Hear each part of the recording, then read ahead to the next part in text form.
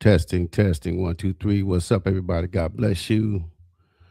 Sorry, I'm got a late start today. Really late start. Had something come up that I wasn't anticipating, but despite all that, here I am. Welcome to In Context with Jim Green, where we vehemently defend the faith and send the sinner and the saint to the gospel of the one, the only Jesus Christ of Nazareth. If you're joining the live stream, please do me a big favor and hit that like button and share this. I think this is going to be one of the most impactful lives that I've done in a long time. Let's see. Yeah. So, Bill for speed. Okay. Am I good? Am I good? Bill, did you hear me? Did you hear me? Did you see me? Did you hear me? Did you see me? Am I good? So, just checking to make sure everything is what it's supposed to be. From my side, it looks like it's good. Unless I go over here and check. Let me see. I think y'all can hear me. I'm not 100% sure, but I'm about to find out right now. Right now. Okay, good. So Bill for Speed. Okay, appreciate you, man. Hey, Bill for Speed, I appreciate you, bro. Thank you for checking in, man. Um, so like I said, I'm behind. Hopefully, if y'all do me a favor, y'all share this to your friends list and whatnot. If you're just joining on, you're just jumping on. Um, I would appreciate it. This is probably um, one of the most important shows I've done, and also a little outside of my genre. When I rebooted my show, there used to be the New Real Talk Radio. When I used to do political stuff on a regular basis, um, I I I used to touch on stuff like this, and then I kind of got away from that because the reason why I got away from my political stuff, and this is not 100% political, just so you know, but there is definitely a political element to this. What am I talking about? The rise of Islam in America.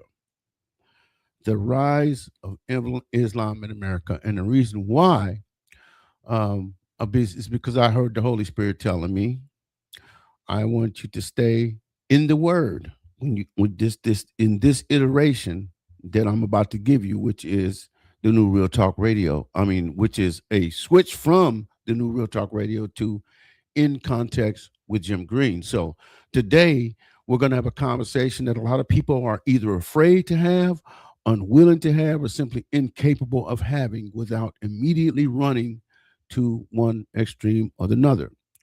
I try to stay within the bounds of truth. I pride myself on truth. I pride myself on honest information.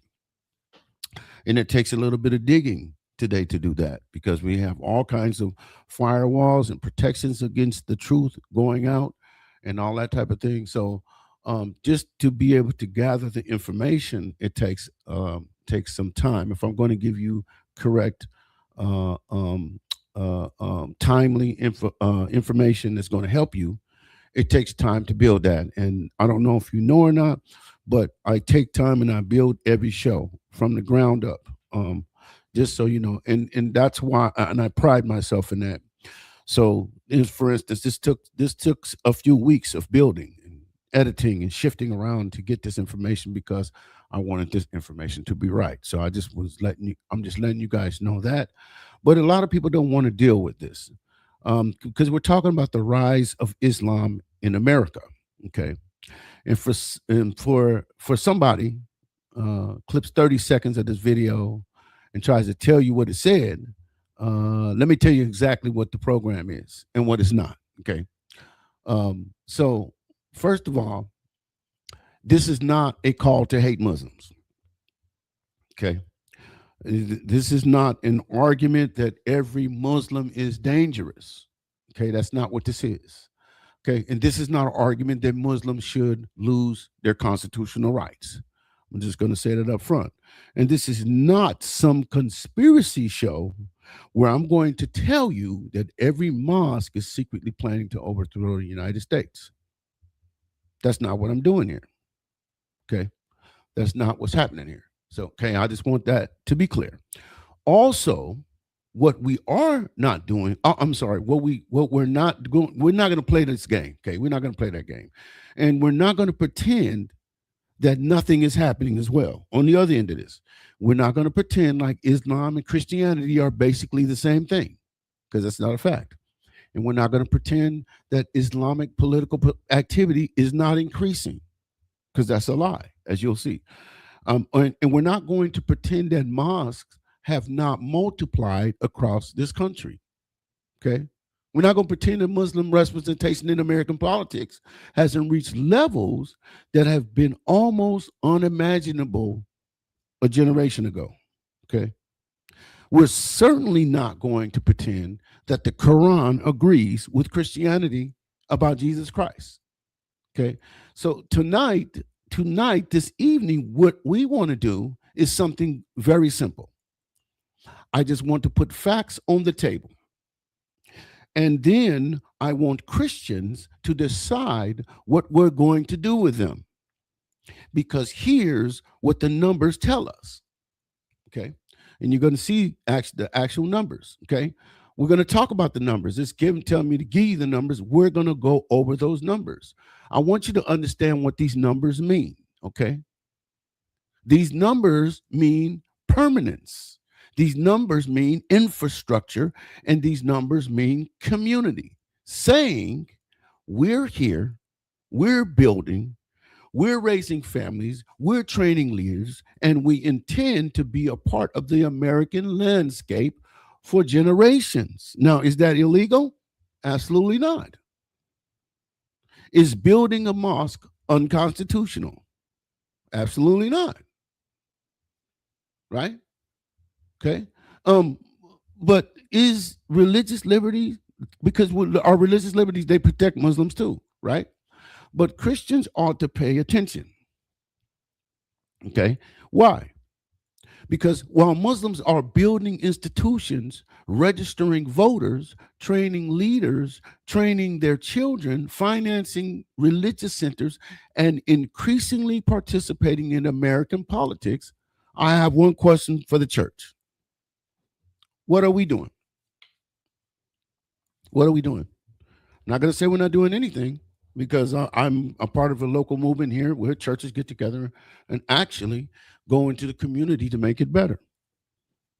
I'm not saying we're not doing nothing. But I do hear Christians complaining about Muslims organizing. But half of us don't even know who's on our city council. we complain about Muslims teaching their children Islam, but many Christian parents cannot explain the Trinity to their own children.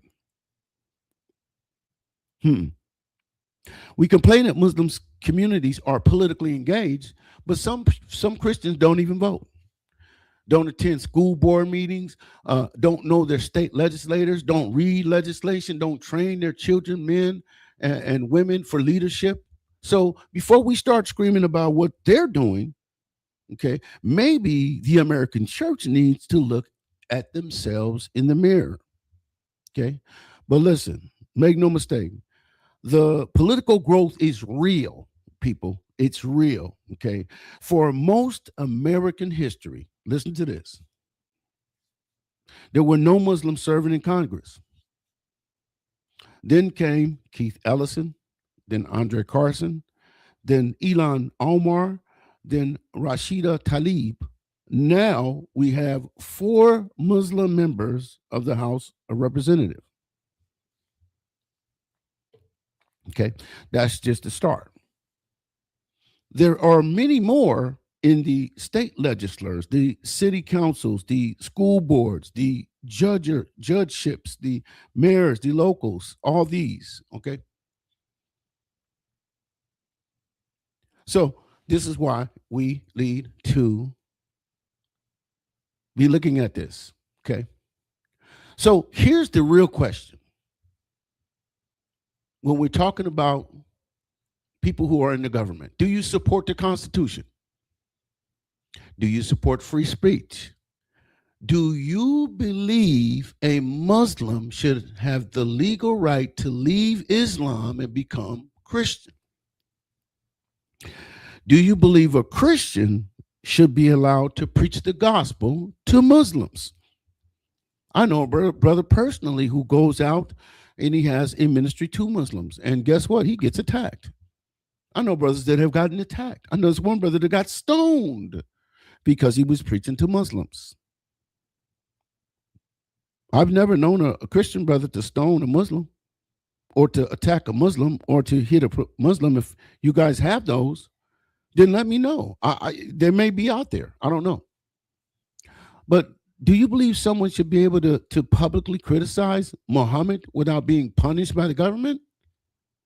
Do you reject blasphemy laws in 2026? Do you believe Christians, Muslims, Jews, atheists, and everyone else should receive equal protection before the law? Those are legitimate questions. And that's what I'm asking. So this is what I would ask those questions of every politician. I don't care if you're Muslim, Jew, Christian, whatever. Okay, atheist. I don't care about the label. The government does not the government does not get to own your conscience. But now we go deeper, because beneath politics is theology. This is where it's gonna get rough for some of y'all. Okay, this is where the conversation get rough for some of y'all. I'm just gonna say it. Okay, when we start talking about it going over into theology, okay, because we talk about politically correct language in the world that cannot remove contradiction. Let's talk about it. Christianity says Jesus is God. Islam says Jesus is not God. And honestly, some other non-Muslim faiths say that Jesus is not God. So there's that, right? But Christianity says Jesus is the Son of God. Islam rejects that. Christianity says Jesus was crucified. Okay. The traditional Islamic reading of the Quran denies Jesus' enemies successfully crucified him and killed him. That's what they say. Basically, they say that Jesus didn't die on the cross. Christianity says Jesus rose from the dead. So Paul says, if Christ did not rise, our faith is worthless. So understand what we're talking about. Christianity and Islam do not merely disagree about food. They do not merely disagree about whether you pray 5 times a day, disagree about the identity of Christ or the cross or about salvation or revelation or the gospel itself. And if you're a Christian who says, well, can't we just say, basically say we believe the same thing? No. We can love each other. We can respect each other's civil rights. We can be neighbors. We can work together on common community concerns, but we cannot pretend contradictory theological claims are somehow identical. Okay, that's not love. That's confusion. And then we get to the part of the conversation that makes people uncomfortable. Sharia, jihad, apostasy, blasphemy, jizya. These are all words that we need to have a conversation about, because the treatment of non-Muslims under classical Islamic political systems is not good. I'm just going to be real. So this is where we have to be careful, because if you're going to challenge Islam, get it right. I want you to know what they believe. And that's why we're spending this time talking about what they believe. Okay. So we don't say that the Quran says kill every Christian. Okay. So don't tell them the Quran explicitly says anyone who leaves Islam must be executed. Okay. That's not accurate either. But understand that the Quran strongly condemns apostasy. Okay. Understand that. We got all kinds of stuff going on. We got Quran, we got Hadith, we got Tafsir, and we got Fiqh, all that are all related. These are things that we're going to be rolling out. We're not rolling out everything today, but we're going to talk about a lot of these things today. Okay. How are we supposed to respond? Okay. Not with hatred. I don't want you to hate nobody. Not with violence, cowardice, none of that. I don't want you to respond that way. Not with theological compromise either. I'm not compromising my faith in the word for nobody or nothing. We do respond with truth. We do respond with evidence. We do respond with constitutional conviction. We respond with love. And ultimately, we respond with the gospel. Okay. Why? Because Muslims are people, Muslim people are not trophies in a culture war. I'm going to say that part again for the people in the back. Muslim people are not trophies in a culture war. They are people made in the image of God. And if we believe Jesus Christ really died for sinners, if we believe that he really rose from the dead, if we believe salvation is really found in him, then our ultimate goal cannot simply be, how do we defeat Islam politically? Let's get this on the right place, okay? Our question must also be, who is taking the gospel to Muslims? That is the ultimate question. Also, the question, what does a biblical response, a biblical Christian response actually look like? Okay, I'm talking about a biblical response, okay? Because we don't need to make Islam worse than it actually is in order to demonstrate that it is wrong. All we do is just expose. Okay, the most important person who ever lived is Jesus Christ. Okay, so with that, my brothers and sisters, let's get into it. Let's get into it. So before we do that, though, I'm gonna put some of these comments. My brother over here is going to work. My brother going to work over here. My brother Bill is going to work, and he's putting some stuff up that I'm gonna put up here. Muslims have manipulated U.S. laws, and Democratic Socialist Party are gullible in allowing it. Amen, brother. We don't believe the same God nor in Jesus. Of course, we are. If you know anything about the Quran, you're 100% is what you're saying is correct, my brother. And we're gonna get into some of this. So let's go ahead and do that. Let's open this up. And if you are sitting in the chat, do me a big favor. I got started way late today, a couple hours late, as a matter of fact.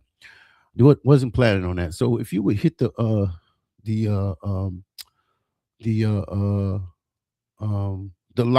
like button and share this, okay, I would really appreciate it. I think this is a really important topic, and as you guys see, I think that we need to be having this discussion right now. So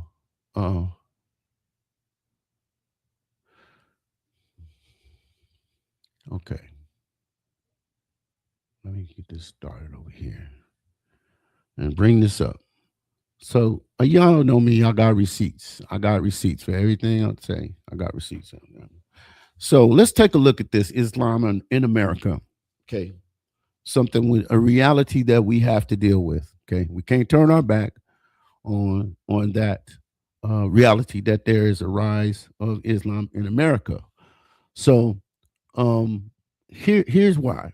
Okay, here's what the evidence tells us. Okay. Here's what the evidence tells us. American mosques increased substantially between 2000 and 2020. Purpose-built mosques grew even faster. Mosque budgets, staffing, civic activities increased. Muslim voter registration sharply increased. Muslim candidates have achieved an expanding number of victories at local, state, and federal levels. That means they're infiltrating politics. Okay. Now, understand what this means. Muslims remain only about 1% of U.S. adults. There are 4 Muslims in every U.S. House, and no Muslim senators in the 119th Congress. The evidence does not establish this. The Muslims are close to controlling American government. But as you can see, they don't have to control the government. And we're going to take a look at that. The more important question is not, are Muslims taking over? It is, how should Christians respond to an increasingly organized religious system that directly contradicts the gospel? That is the big question right there. So, for rhetorical effect, I'm going to repeat the question again. Okay, here's the question. How should Christians respond to an increasingly organized religious system that directly contradicts the gospel? So this whole thing focuses around the Christian's ability to respond with the correct gospel and to also defend the gospel. That's one of the things we need to learn how to do. Okay. So first, distinguish four things. Okay. What do we have? We have Islam, okay, which is the overall religion established by Allah, Muhammad, the Quran, the Hadith, the Sunnah, the whole system is called Islam. Muslims are individual human beings who ascribe to this Islam, okay? Islamism is movements seeking a substantial political role for Islamic principles or law, okay? That's what Islamism is. And jihadism, okay? Jihadism is is when we start talking about the violent struggle for political, religious objectives like ISIS and Al Qaeda. That's what belongs in this jihadism. So no, we didn't forget about the jihadists, you know. And like I said, this is not going to be for the faint of heart. I'm just going to lay it all out here.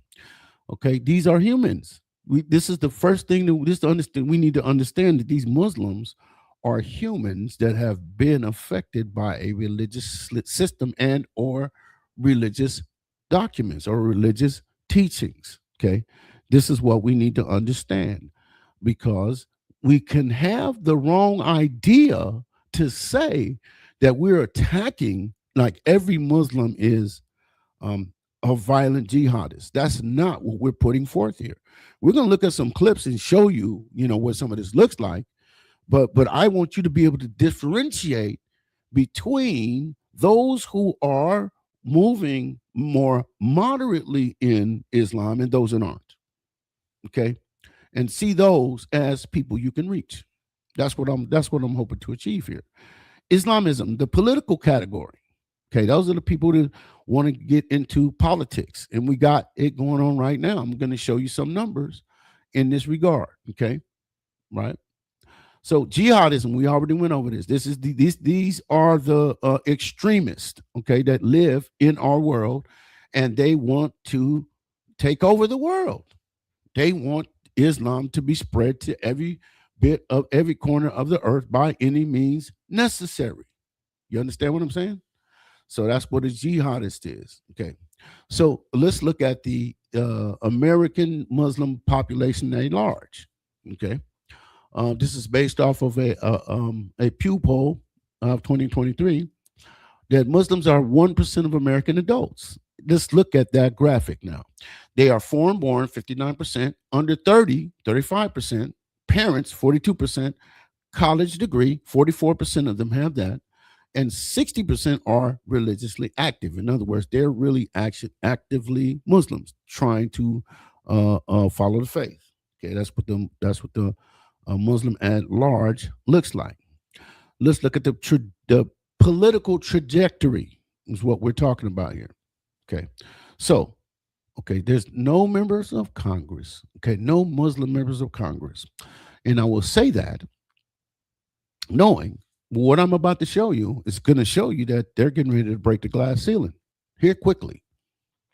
Okay, so as it stands now, no Muslim members of Congress. Stage two. Wait, hold on. Let me go back. I missed something. Keith Ellison. I'm sorry, Keith Ellison was elected from Minnesota in 2006 and seated in 2007. Minnesota, y'all keep that in your mind. Minnesota. Pew identifies Ellison. Ellison is the first Muslim to serve in either chamber of the U.S. United States Congress. So he was the first one, actually. I missed that. So it's just I should have read this correctly. No Muslim members of Congress, then one. That's what I should have read that. So the first one was Keith Ellison in Minnesota. Now I want you to, politically, I want you to put in your mind what's going on in Minnesota politically for the past 5 years, 10 years. And I'm just going to leave it at that. Okay. So stage two, Andre Carson. 2008, Andre Carson of Indiana became the second Muslim member of Congress. For years, Ellison and Carson were the only two Muslims serving in either chamber, a small but historically unprecedented representation that established a durable foothold in federal office. Okay, so now we have two of them, right? And then Muslim women enter Congress. In 2018, we had Rashida Tlaib, and we had Ilhan Omar. Now, where are they stationed? They are stationed at Michigan and Minnesota. Remember, so now we got two members of Congress from Minnesota. I keep bringing up Minnesota for a reason. Okay, Michigan. Okay, Michigan and Minnesota. That's what we got established right now, right? Muslim members of Congress, right? Okay, so stage four Muslims in the House. That's what we have. 119th Congress began with 4 Muslims in Congress, in the House of Representatives, and no Muslim senators. Risk perspective is essential when evaluating these numbers. So this is what we got. We got Carson in Indiana. We got Omar in Minnesota. We got Tlaib in Michigan. And in California, we got Latifah Simone. Imagine that. Okay. So we got 4 in the House, right? So let's look at the Muslim political power map. What does that look like? What does political power? People would say, "Oh, there's only 4." Man, that's not nothing. 4 people, that's all they got? No, this is not all they got. Because what people don't see is what's going on behind that. Okay. This is the total map of Muslims in American politics, American Muslim representation. Okay. We currently have 235 Muslim elected officials and judges. Okay. That's what we have. We have the 4 members of the House, like I said. Okay. And the major Muslim political hubs, where are they? New Jersey, they have 49 officials. Michigan, which we've been talking about, they have 36 officials. California has 26 officials. Minnesota is the home to 2 national leaders, Keith Ellison and Ilhan Omar, right? New York just elected Zohran Mamdani as mayor of New York City, right? And Virginia has Ghazali Hashmi, I think is what the correct name, as lieutenant governor. So we are seeing it starting to spread, right? We are seeing this political influence starting to spread. Okay? There is a political ecosystem that has to do with this happening. Okay, and we're going to talk about that. We have an organization called CARE, the Council on American Islamic Relations. I first started hearing about CARE when Obama got in office. Go figure, right? So CARE is one of the oldest ones. Then we have JETPAC, which is a Muslim political empowerment organization. Okay. Then we have um, Engage, not Engage, Engage, which is another political action committee, you could say, for Muslims. We have Impact, which is Muslim Public Affairs Council. Okay. And so these groups are helpful in providing a pipeline to the United States government. Okay, does that make sense? So we got all these organizations that are helping to filter Muslims into the American political system. Interesting, isn't it? I find this quite interesting, if you ask me. Okay, so let's move on. So let's talk about some things. Let's talk about Sharia law. Okay, but before we talk about Sharia law, I want to show you guys something. Okay. Jim, you're not saying anything that's blowing up my dress so far. Yeah, I haven't seen anything, that's really got me, you know, feeling some kind of way or when. First of all, I'm not trying to manipulate anything, information, but I'm going to give you all the information. And this video I'm going to show you is something that jumped out to me. It might not matter to you, but I think it matters to me. And so I want you to see it. And then you get to make up your mind whether you think it's important or not. So let me go ahead and get this on the screen before we start talking about Sharia law, which is a reality. If we're going to talk about Muslims being in office, we got to talk about Sharia law, because Sharia law has to do with Muslim government. Well, let's go ahead and do that. Let's go ahead and get this up so that you guys can actually see and hear for yourself. So, you know what I'm saying? Let's go ahead and get this going. I'm Christina Owayo in Dallas, and here are your top stories. 40,000 Muslims packed the streets in Dearborn, Michigan for a religious Aberdeen march, raising red flags on the increasing Islamic influence in America. Many are now pointing to calls that have been made by Muslims to take down America, saying their people are willing to fight and give their lives to bring America down. The event is being described as the largest Aberdeen procession in the United States. Okay, did you guys hear that? 40,000 Muslims in the streets talking about they're willing to take America down. Now, I don't know what that sounds like to you guys, but if 40,000 of anybody, if 40,000 of anybody came over here, rose up and said, we want to do something bad to America, I would be listening. But the question is, are we listening? I've been kicking the Muslim thing around all week, and people are like, well, so show them a clip. So, nothing to see here. I think this is plenty to see. States. It's a Shia religious event observed primarily by Shia Muslims and celebrates the martyrdom of Imam Hussein, the grandson of their prophet Muhammad.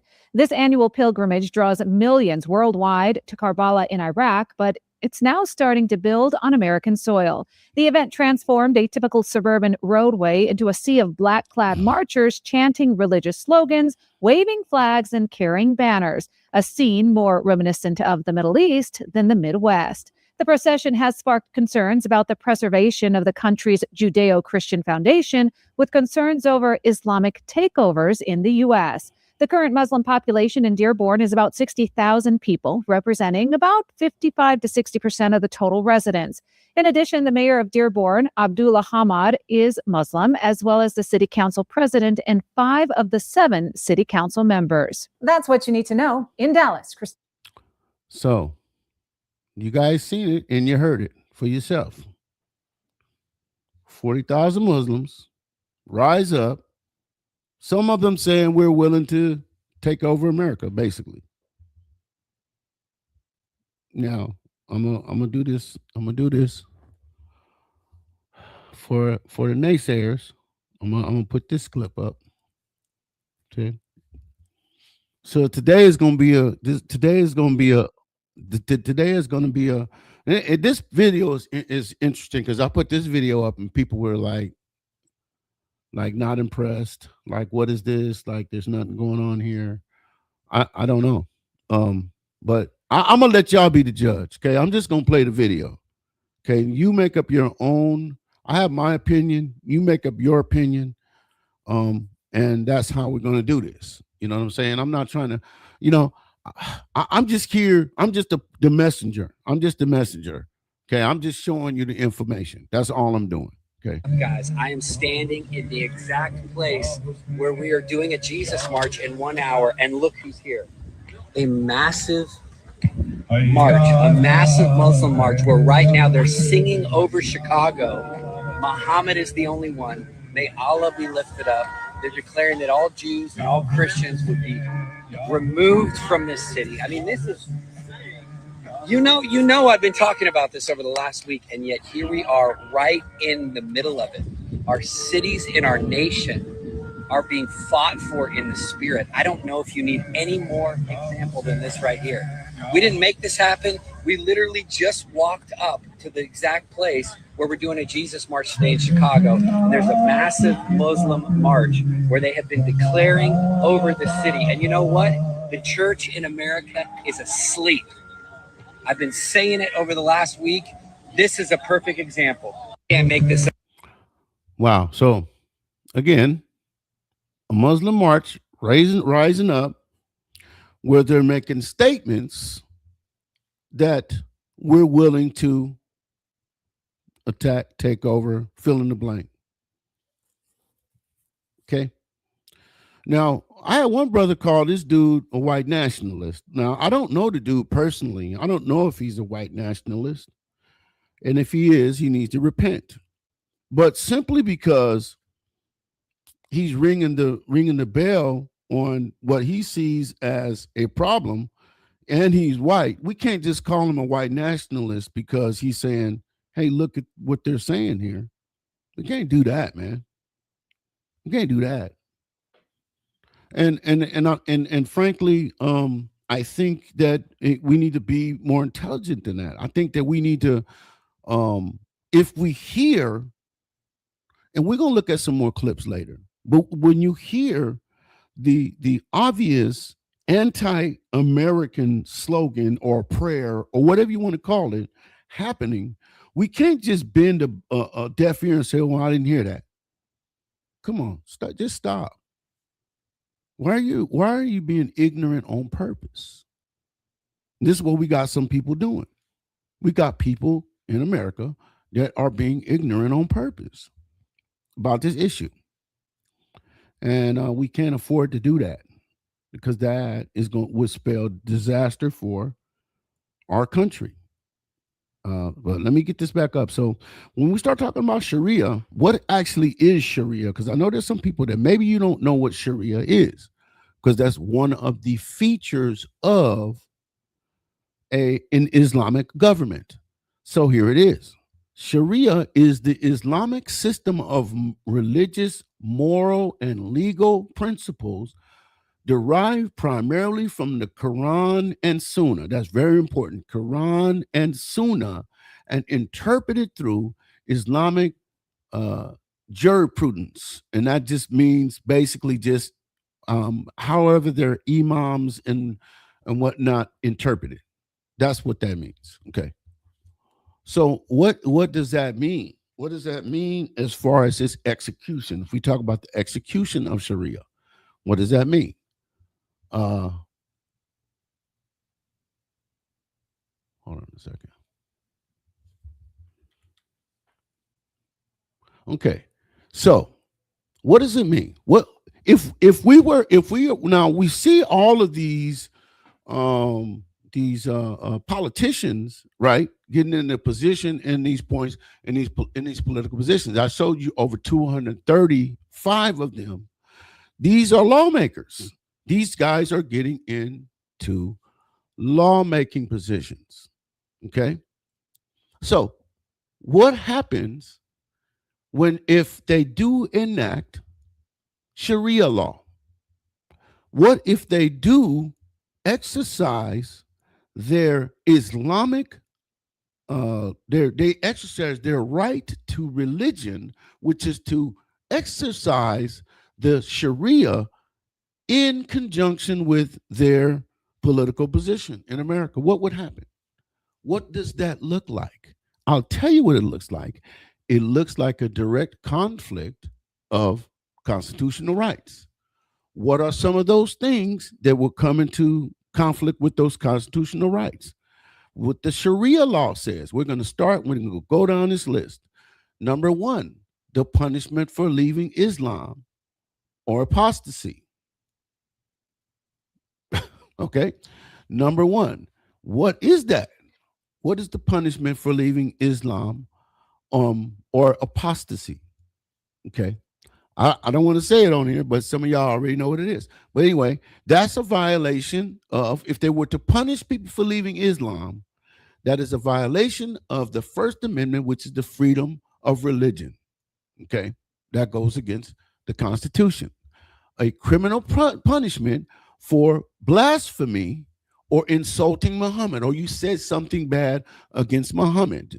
That means you couldn't say anything against Muhammad, or they would criminally prosecute you according to Sharia law. That's, again, a violation of the free speech, which is in the First Amendment.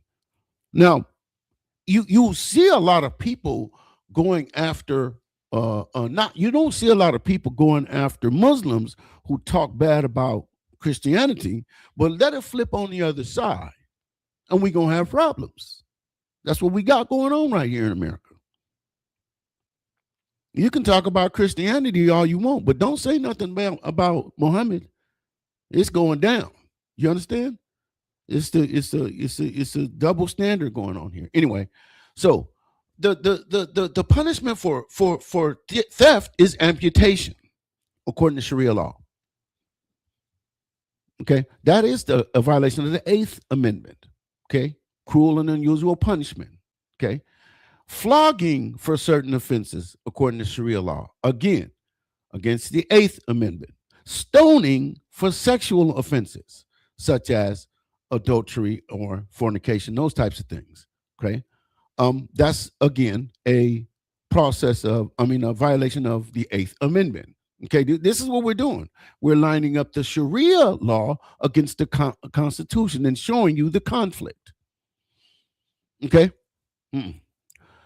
Okay, so we're going to drop down to 7. Government restrictions on converting from Islam. People have a right to become Muslims too. We honor that. We honor people being whatever they want to be religiously, but Sharia does not allow that. Okay, converting from Islam. So people can become part of Islam, but they can't leave Islam, or else there's a problem. Okay, there's a restriction. That's a violation of the First Amendment. Okay, what about government restriction on Christian non-Muslim evangelism? This is something that they don't like.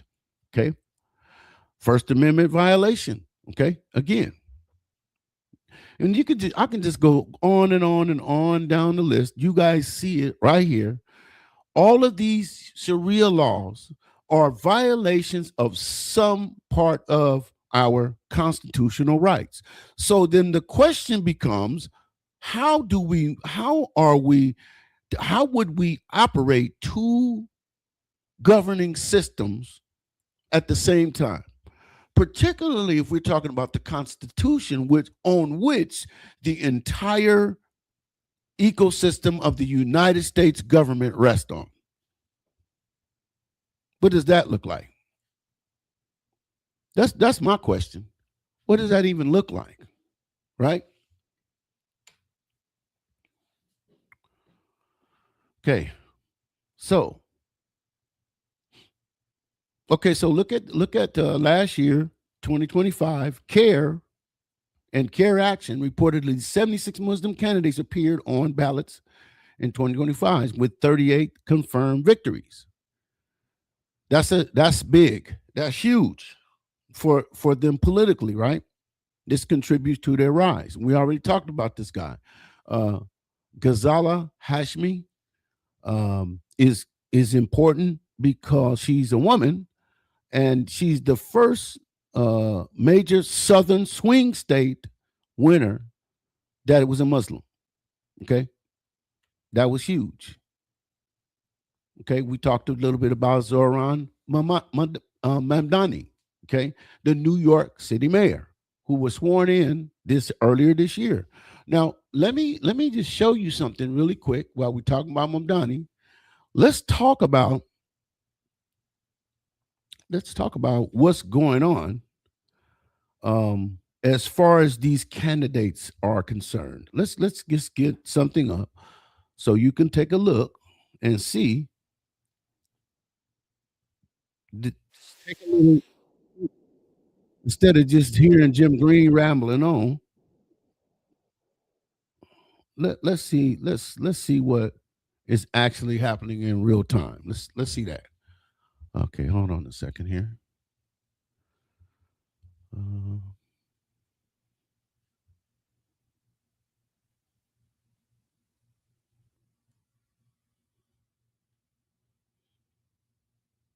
All right, let's check this out. All right, here we go. Well, Muslim candidates are winning U.S. primary elections and political offices in record numbers. Some Americans fear this growing political influence could lead to a greater anti-Semitism and possibly Sharia law in Islamic communities. Gary Lane has the story. A political earthquake threatens to reshape America.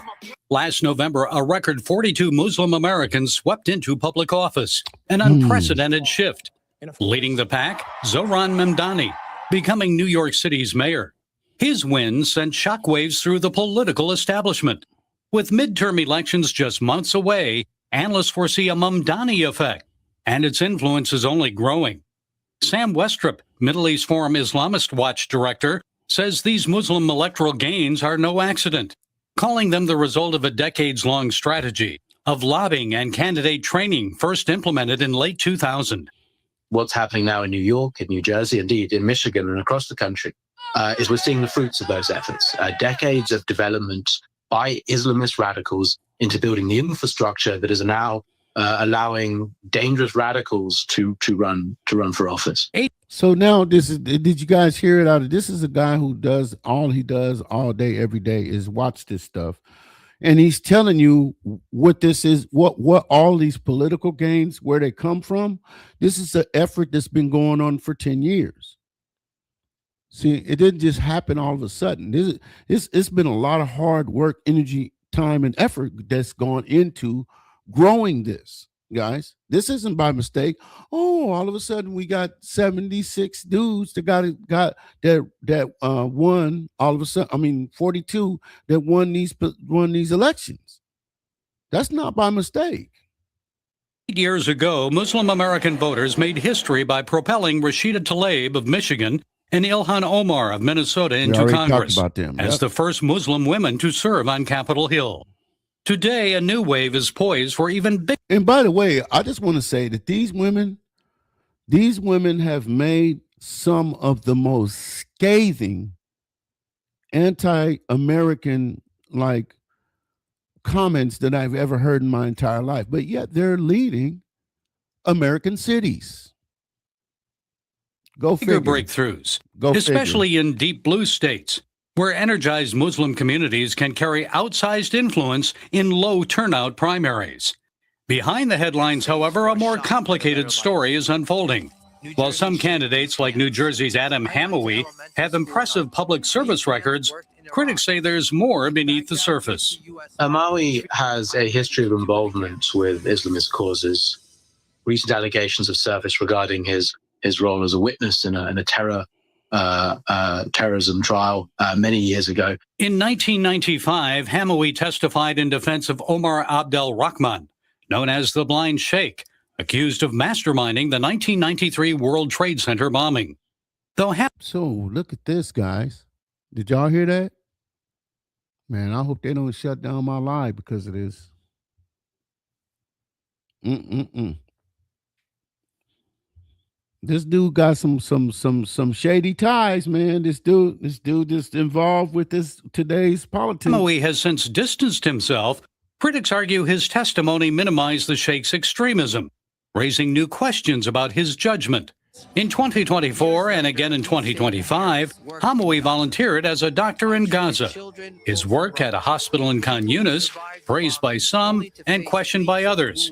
His trip sponsored by the Palestinian American Medical Association, a group dogged by accusations of Hamas ties, allegations firmly denied by the group.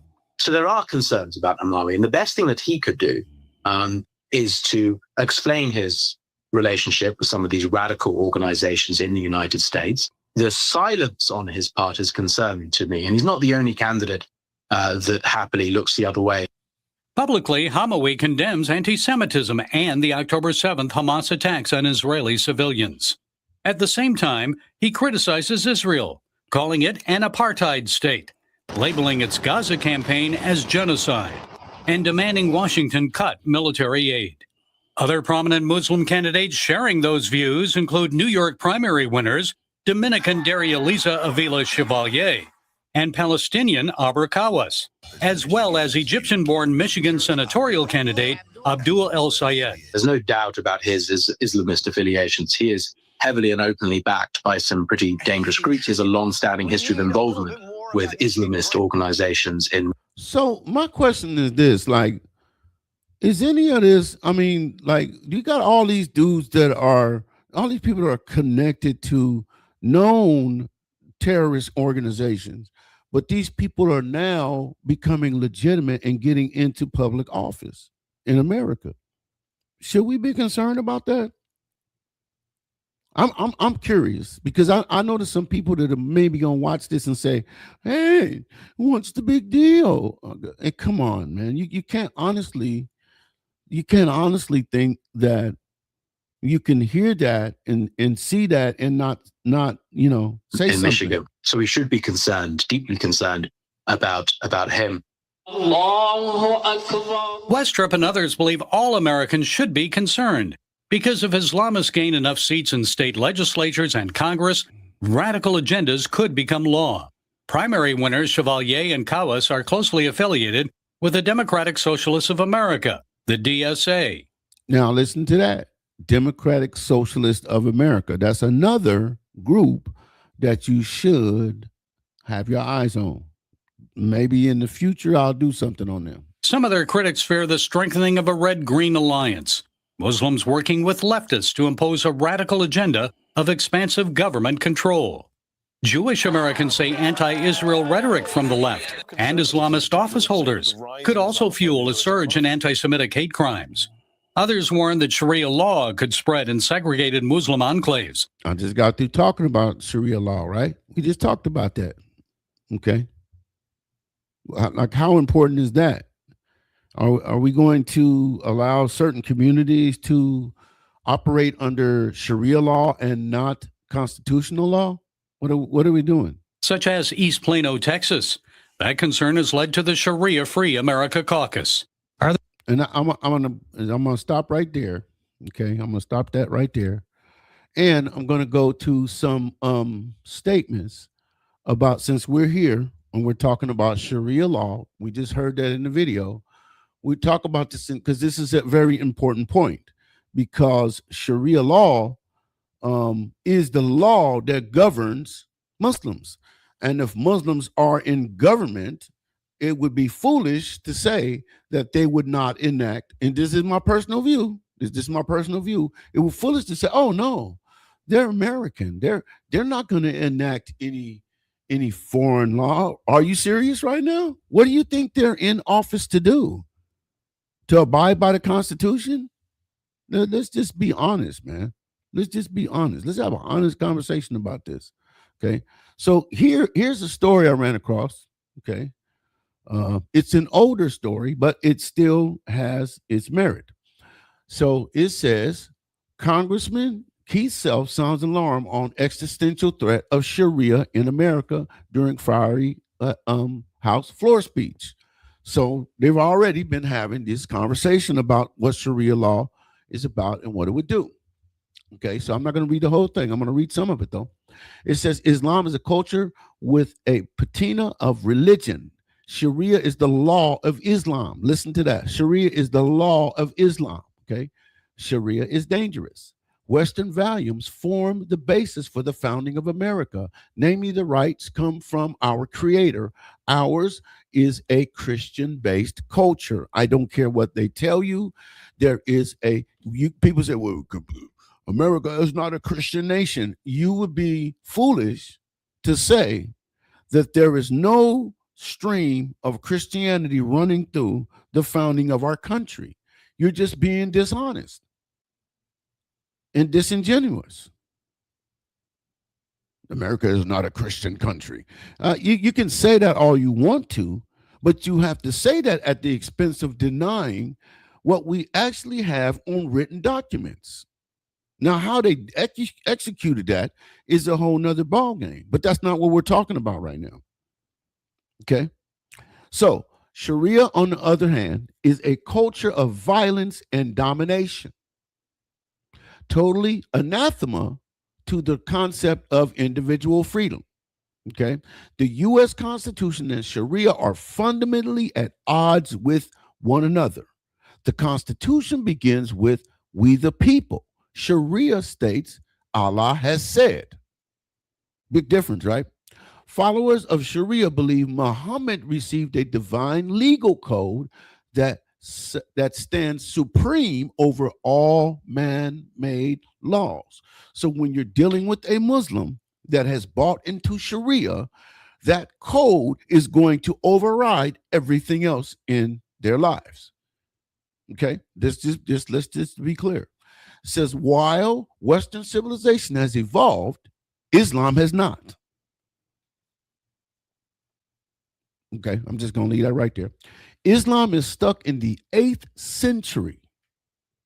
And if they succeed at imposing their beliefs on us, we will be dragged back into the Dark Ages. And I'm just going to stop right there. That's one. That is one article. Okay. Let's read the next article. Okay. Okay. So this is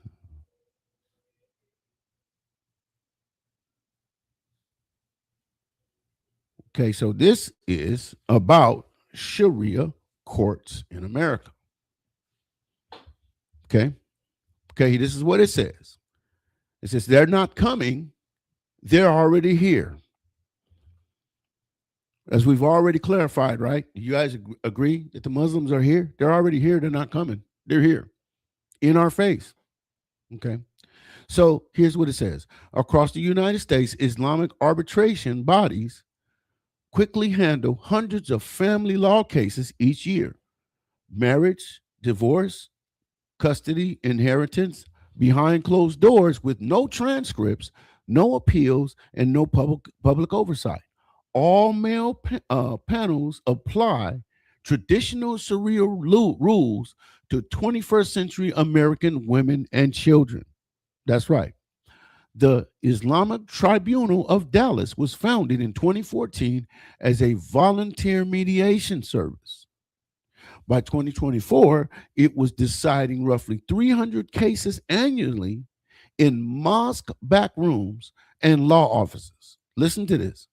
The panel of 3 or 4 male scholars trained at institutions such as Al-Azhar and Durman openly follows rules in which a woman's testimony is worth half a man's in financial and inheritance matters.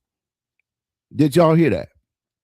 So in Islam, what a woman has to say is only worth 50% of what she said. 50% of a man's. 50%. So whatever he says, they take his, and his is whatever it is, but whatever his is, the woman's is only worth 50% of what he said.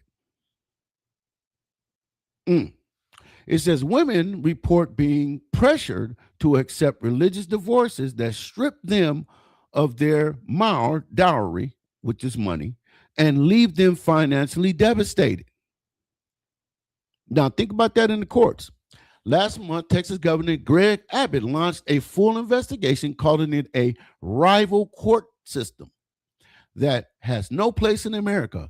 It was the first time a prominent U.S. official said publicly what criticizes had to be warned for. What critics had warned about for years. The North American Islamic Trust owns 300 to 325 U.S. mosques, more than 11% of the U.S. total. Okay. When disputes arise inside those mosques, divorce, estates, leadership fights, local trust affiliated imams become the de facto judges. So in these cases, the judges in these cases are not actual judges, it's these imams. What do you think the imams are going to use as their barometer for making the decisions? The Constitution? No. Sharia law. Okay. It says there is no signed arbitration agreement, no neutral venue, no American lawyer reviewing decisions for compliance with U.S. law.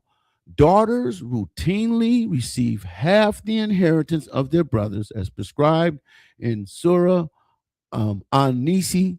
Wives are told that taking the case to a kafir, which is an infidel, is forbidden. So they have to agree to take whatever is given to them, and they have no legal recourse because they're in the Sharia law arena, not American law. See how this works? The real enforcement is social ostracism, loss of your family, your children's places in community, your entire support network, because these rulings stay outside of the Federal Arbitration Act. Secular courts hardly ever see the paperwork or the victims. In other words, there's a whole ecosystem going on that has nothing to do with U.S. law. And in this ecosystem, family members are not being treated equally because they're enacting Sharia law instead of U.S. law. That's what, when we cut down to everything, that's what it comes down to. Are we okay with this? That's my question. Are we okay with this? Some people are okay with this. It don't sit well with me. I'll just say that we're going somewhere though. Matter of fact, let me speed it up a little bit. Let me get to it. Okay, we got all these. We already talked about all these politicians. Let's see here. Mosque. Okay, talk about mosques. Mosques have become political organizing locations. Quote, we talked a little bit about that. That's where they're having all these meetings and having all these imams make all these decisions based on not on the Constitution, not on American law, on Sharia law. And we already went through how Sharia operates. Like somebody pointed out, they're going off 8th century stuff. You know what I'm saying? And so we need to look at that. Of course, voter registration is high because they've learned that if we get people into political position, we can get what we want. And that's what they're doing, guys. Okay. Let me continue on. Talked about the mosque expansion. I want to look at this for a second, though. I'm going to look at these numbers. Okay, so number of mosques. In 2000, we had roughly 1K. That was 26 years ago. We had 1K. 10 years after that, in 2010, we had 2K, like double the amount that we had in 10 years. In 2020, that number went up to 2.7K. So from 2.1K to 2.7K. So you can see is rapidly rising. Now today we have roughly 2,700 mosques, okay, which is an increase of 1,560 congregations, which is approximately 29%. Now, if anything rises on a growth of 129%, we need to look at that. That's huge. That's a big increase. Okay. So that means it's doubled in 20 years. Okay, so let's move on here.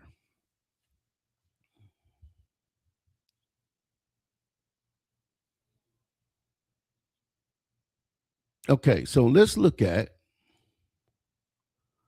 Now, I ought to do something here because I keep seeing this.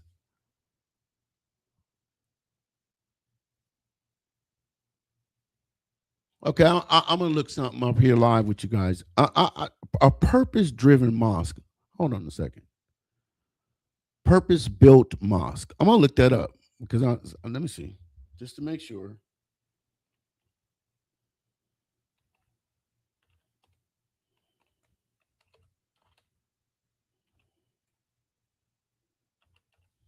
Okay, what is a purpose-built mosque? What is it?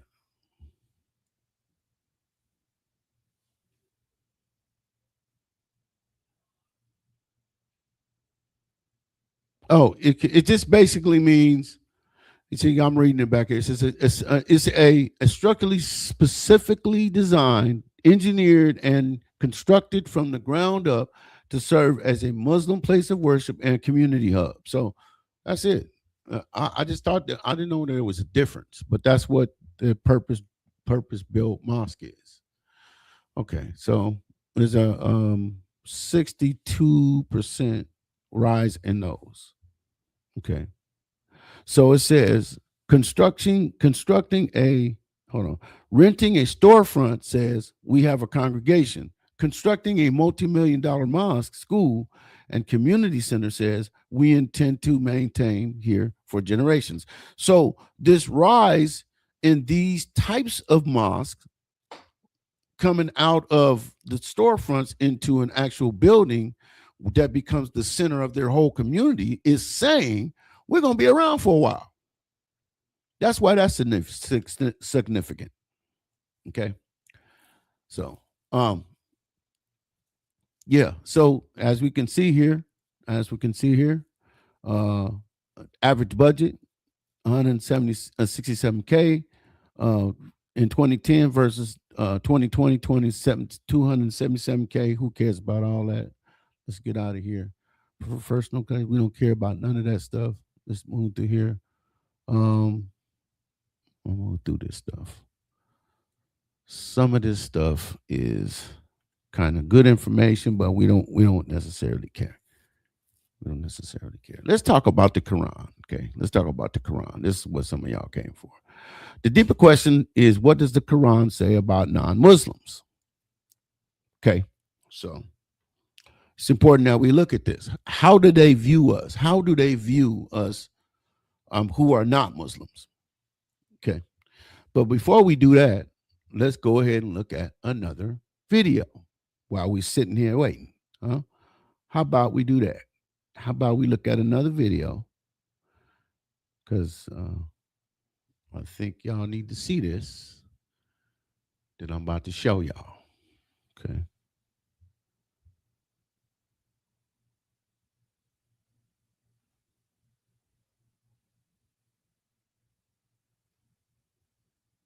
Okay, so this is what's happening in New York. Okay, as we go into what about the Quran?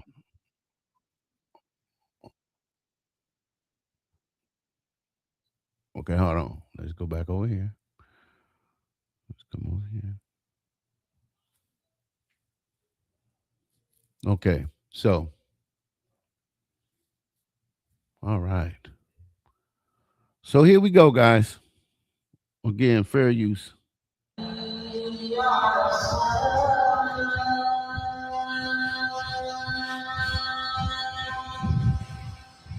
This is not Cairo, Mecca, or Medina. It's New York City. And the Adhan, or Muslim call to prayer, is ringing out in the Big Apple, especially during Ramadan, which began on February 17th. Many New Yorkers are speaking out against these amplified call to prayer broadcasts. Some Americans see the call to prayer as a disturbance, while Muslims insist it's their constitutional right to express their faith freely. It's a delicate balance between. Now notice that. Notice how they enacted our law to substantiate this. Loud, 5 o'clock in the morning, that going through the whole neighborhood. Now, I'm going to be honest with you. Let's say some preacher was preaching early in the morning like that over a loudspeaker. What would we do? That dude would be shut down. He would not be allowed to do that. He would not be allowed to broadcast his prayer or preaching over a loudspeaker like that. But yet right now, every day in New York, as we speak, this is happening. And they're saying you can't do nothing about it because this is our constitutional right, using our own law to support their law. Do y'all see how this works out? Are y'all seeing how this is working out? I'm just saying. Between community rights and America's religious liberty. It has nothing to do with freedom of religion. It is projecting dominance. Former Muslim turned Christian, Danny. Now, this dude is a former Muslim. I want you to listen to what he has to say, because when you're talking about someone that has been a part of a movement and now they've come out of the movement, they can give you insights into the real integrity and the real heart of that movement. This is why I love talking to ex-Hebrew Israelites, because they've been in that movement, or ex-Roman Catholics. Why? Because they've been in that movement and they can tell you the information from the inside. Okay. The actual real intentions. Okay. So this guy right here, Daniel Burmawi, I think is how you say his name. Listen to what he has to say. Is projecting dominance. That's what he said. Let's go back over here to the beginning of what he said there. It has nothing to do with freedom of religion. It is projecting dominance. Former Muslim turned Christian, Danny Burmawi, is the author of Islam, Israel, and the West. He says the call to prayer was more important in the early days of Islam. Back then, with no cell phones or alarms to wake people up, it helped bring them to the mosque to pray. In 2026, he believes it's no longer needed. Many people are arguing that there's no need for the call to prayer to be broadcasted and bothering everyone, because we have alarms. Muslims don't need it, but political Islam needs it. Where should New Yorkers draw? Notice he said political Islam. Did you catch that?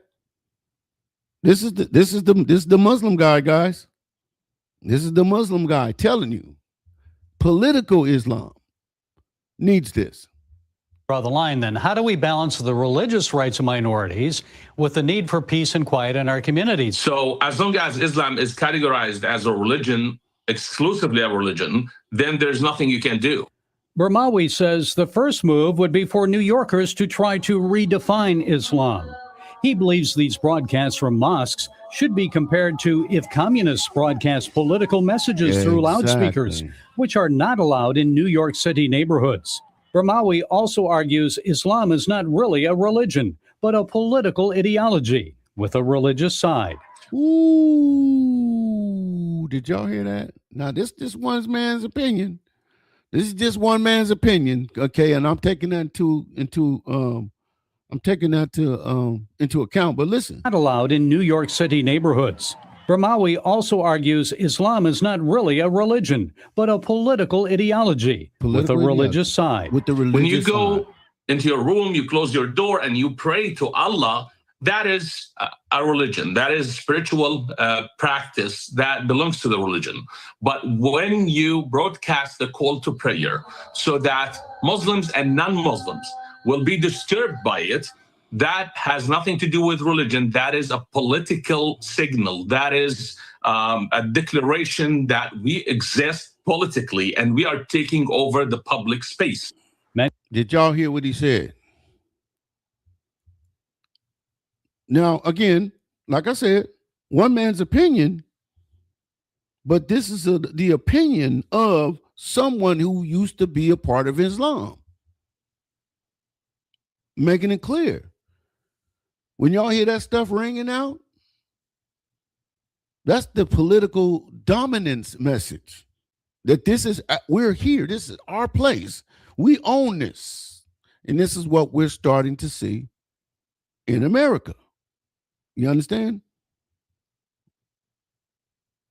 They are asking what can be done to ensure most New Yorkers can live their lives in peace without being disturbed by the Muslim call to prayer.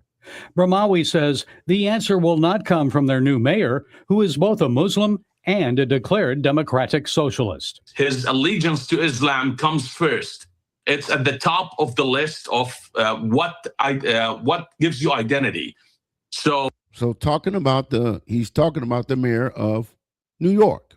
He tells you his political ideology comes first. He will keep pushing for normalization of Islam in the public square in New York in 1,000 different ways. Gary Lane, CBN News. And there you have it. Wow, what are we seeing, guys? What is we seeing? So I made all that. I said all that to make a point. We're talking about what does a non-Muslim look like? What does a non-Muslim look like? The first category is a kafir. A kafir. That's a disbeliever or someone who rejects Islam. They call that a kafir. Okay, that's someone who rejects Islam. So if you don't accept Islam, you are put into this category. Okay, what's the next category? The next category is a mushrik. That's not mushrik. We call it shirk. We don't put the mu on the beginning of it. We call it shirk. So shirk is being accused of shirk. A person is accused of shirk is a mushrik, which is someone who associates partners with Allah. Okay, which is like someone who is a polytheist or an idolater. When you say that you assign Allah to partners, then you become a mushrik. Why? Because you've committed shirk. Okay, shirk is the highest form of blasphemy in Islam. Okay, so why is this important in this conversation? Because Christians that claim the Trinity can be interpreted by some Muslim scholars as falling into this category.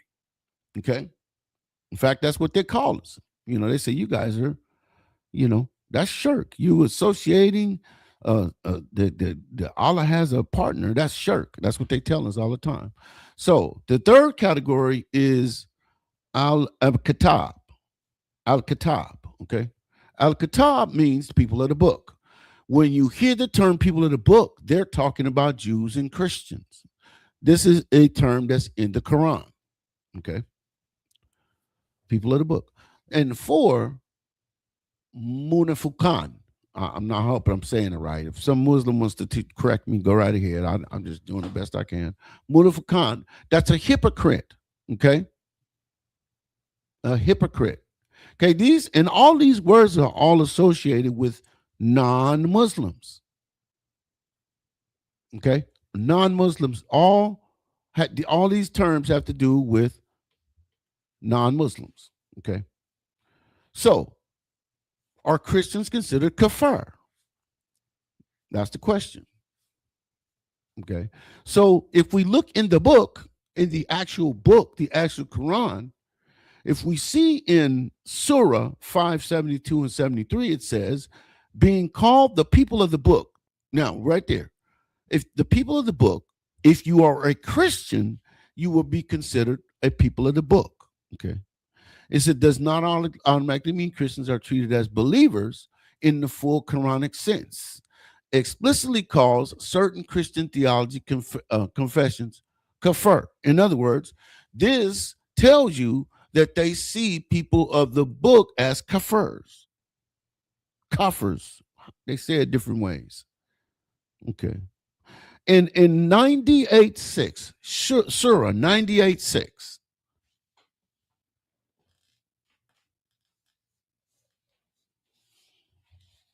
I just happen to have my handy dandy Quran with me. And we're going to look it up. I used to be scared of this book. I ain't going to lie to y'all. But I ain't scared no more. It's not a lot that hold on a second. I think this is giving me some bad information. Hold on a second.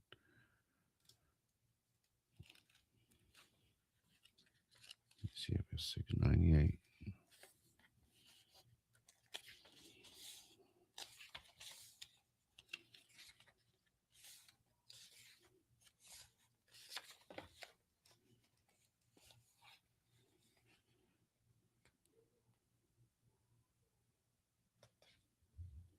Okay, so it says here in 98:6, he says, speaks of those who disbelieve from the people of the book. That's talking about Christians, along with polytheists, notice to put those together, saying they will remain in hell and calling them the worst of beings. I think the actual word is the worst of creatures. Okay, talking about Christians. So they do classify Christians as disbelievers, which puts you in a not so good category with Muslims, right? So let's look at this side by side. Let's look at the Quran claims versus Christianity claims side by side. Okay. Listen to this. Tolerance of peaceful non-Muslims does not equal theological equality.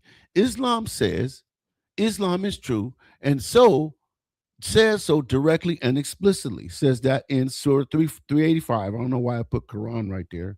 Quran 385 or Surah 385 states that a religion other than Islam will ultimately not be accepted. So do they accept Christianity? Absolutely not. Okay. Christianity's claim, and this is where we differ. No one comes to the Father except through me. Jesus said that in John 14:6. That's an exclusive claim.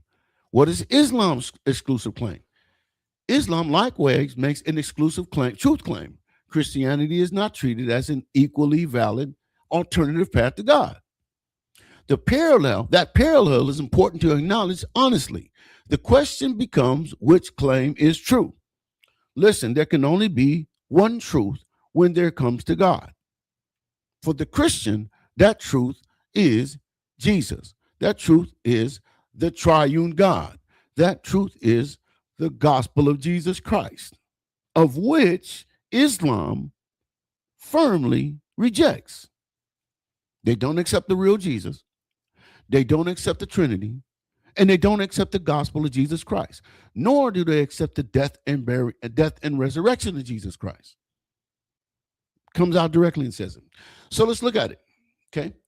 Surah 5:72 describes those saying that Allah is the Messiah. Allah is the Messiah as having disbelieved.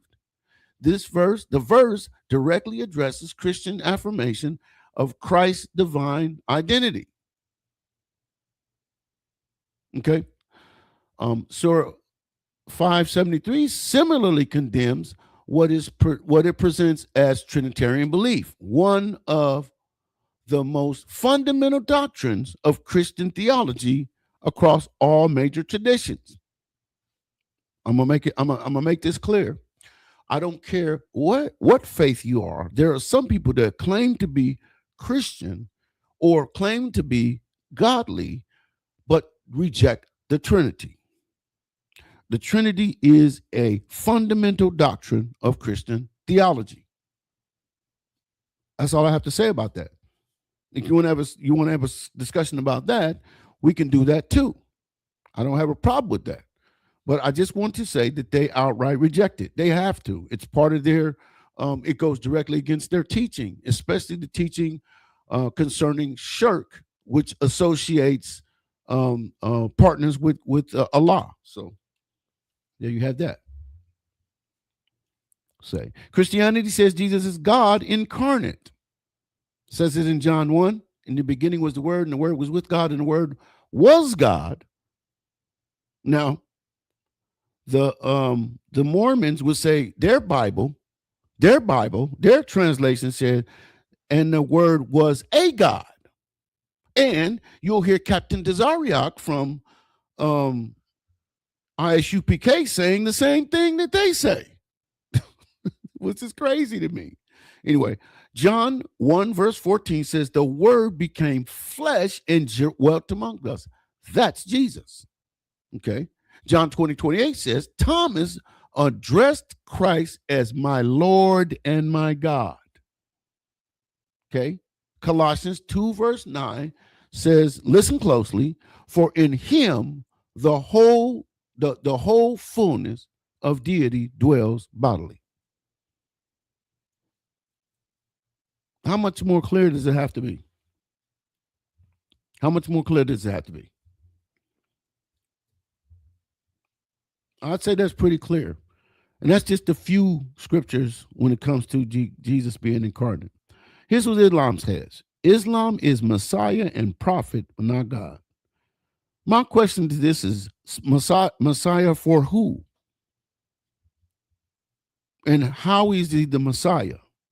And what does that Messiah do? This is an identity. This is an identity question for Islam. There's no middle ground, okay, that can honor both positions simultaneously. They're mutually exclusive. Because you can't affirm Jesus as a great prophet and born of a virgin and performing miracles and highly honored, but reject the divine identity, his eternal sonship, and the Christian understanding of his nature. Can't do that. Okay. The cross. Oh, you have big problems with the cross because they say that Jesus was not killed by crucifixion in the way Christianity understands it. And they deny that Christ was even killed. It just appeared. It was just made to appear that he was crucified. This is what the Quran says. When we clearly know and see that Jesus was crucified. And many early Christian sources, many non-Christian sources, all say the same thing, that Jesus was an actual historical person who died on the cross at the hands of Rome. Who are we going to believe? Let's see. Let's skip through this. Already went over that.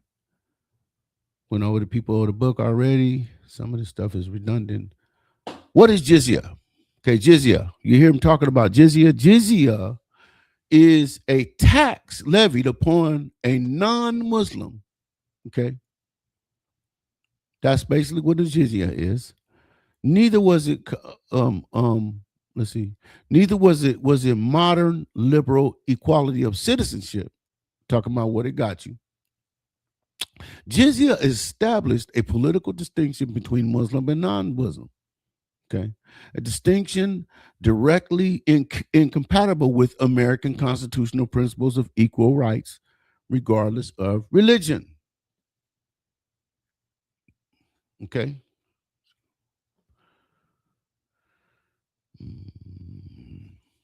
Okay. So, Okay, I'm going to read this one because I don't like to read this one right from the book.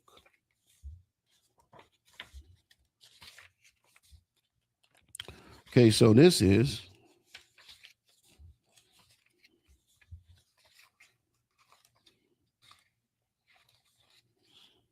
Surah 9:5.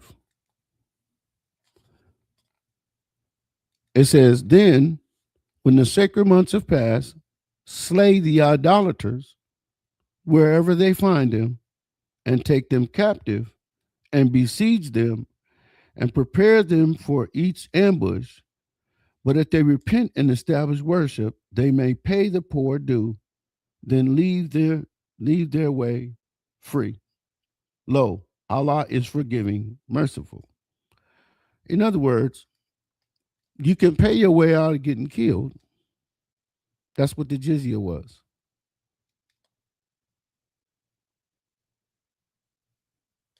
But if not, it says, slay the idolaters. I didn't say it. Their own book says that. Okay.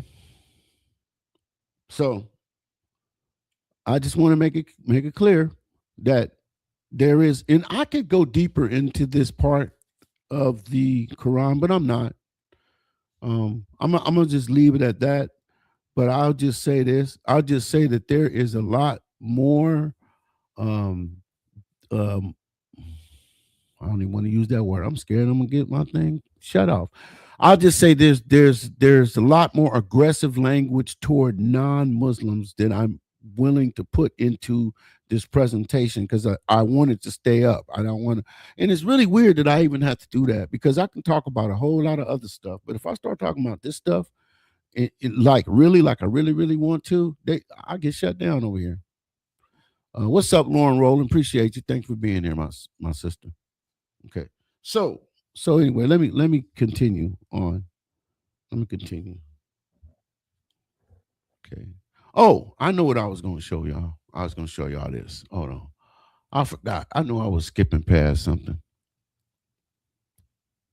Okay, so I want y'all to listen very closely to this. And this is the type of things that are happening in America right now. But it doesn't get widely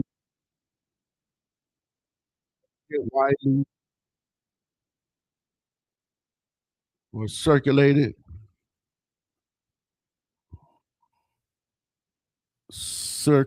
on the news. We don't hear a lot about this kind of stuff because this is not a good look for Islam. So they're going to keep it out of light. The American media would like to even keep it out of the light because why? I don't know. You fill in the blank. Here we go. Listen to this, guys. Listen to this. Okay, so look what it says on the screen. It says anti-Israel protesters chant death to America, death to Israel at rally in, look at the city, Michigan. Michigan keeps coming up in these types of things over and over. Look at it on the screen, death to America. They're saying that in Arabic.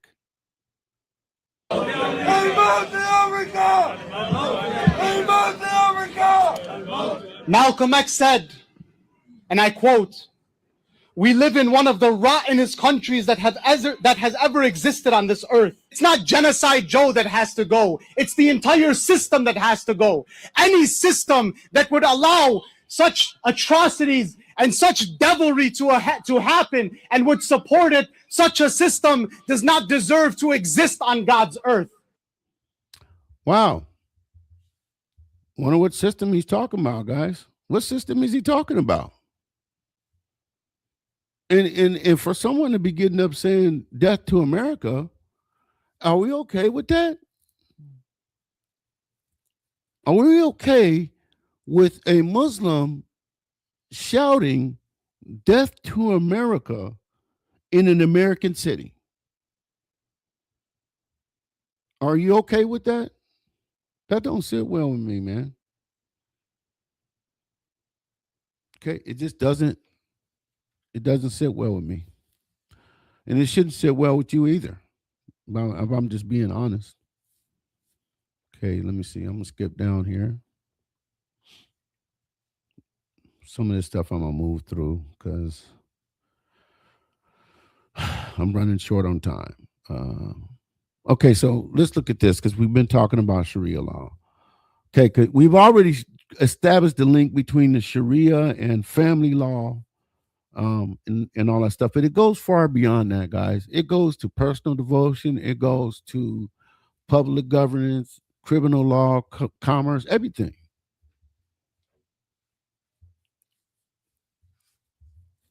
And you heard him. You heard the gentleman say the system has to go. What system do you think he's talking about? He's talking about the Constitution. They don't want the Constitution because it's too rigid. Okay, they don't want regulation.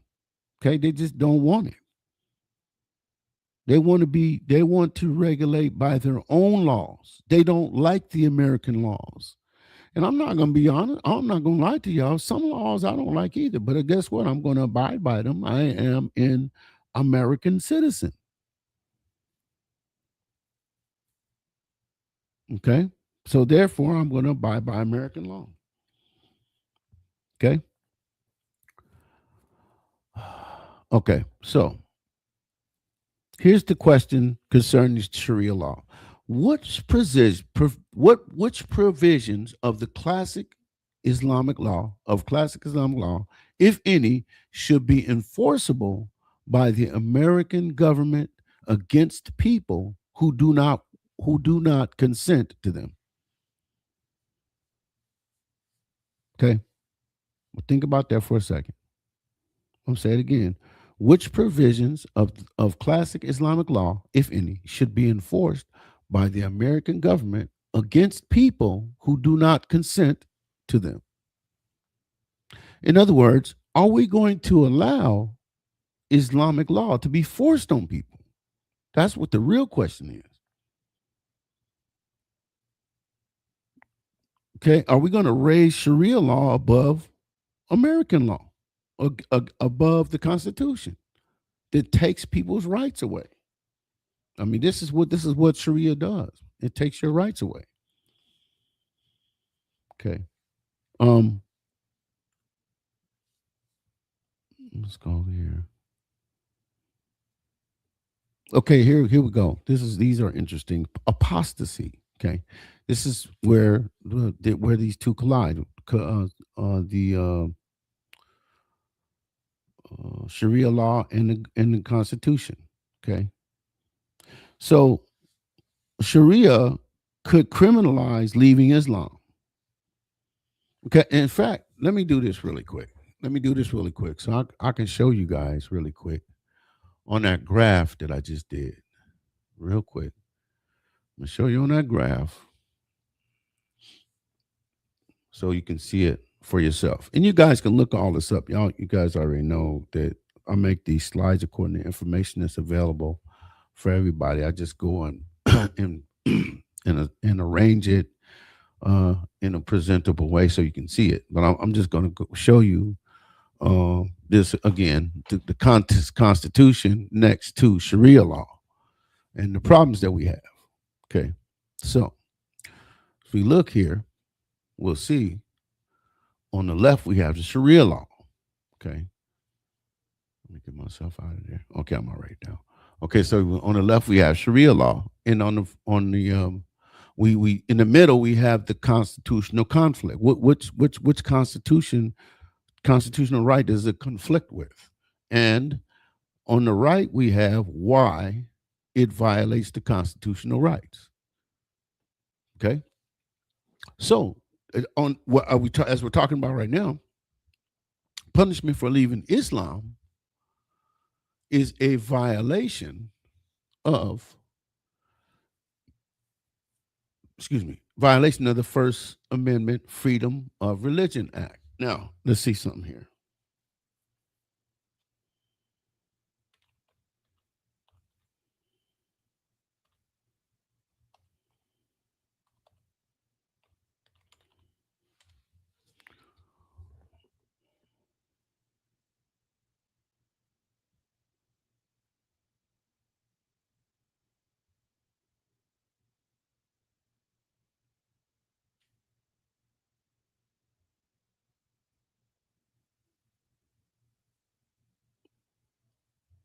Okay, so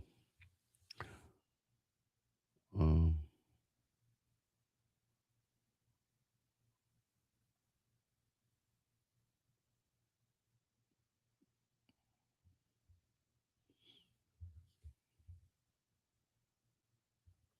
okay, so here's what I did. Here's what I did, guys. I just simply put apostasy in Islam penalty. I'm gonna show it to you on the screen because like I said, I don't like nobody trying to say I did something tricky. So I'm gonna put this on the screen for y'all, and you can fact check this later if you don't believe what I just did. But here I'm gonna show you the whole thing. Like, okay, so you can see it. So apostasy in Islam penalty. Here's what AI summarizes. It says, in traditional Islamic jurisprudence, which is Sharia, the classic ruling across major schools of thought describes the unaliving penalty for a Muslim who consciously and openly leaves Islam.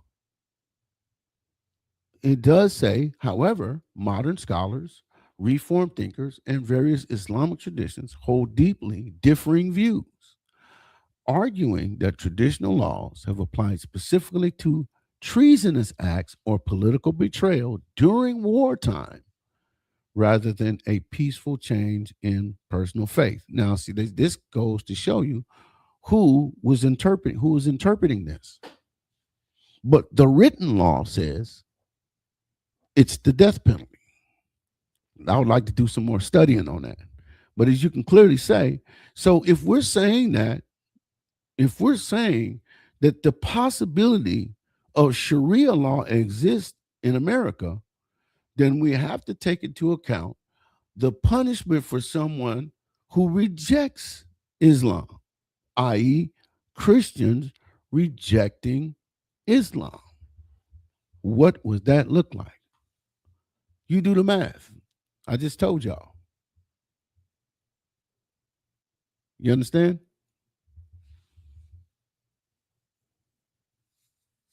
It's unaliving. Is that what we're trying to do here in America? In America? I don't think that's what we're doing in America.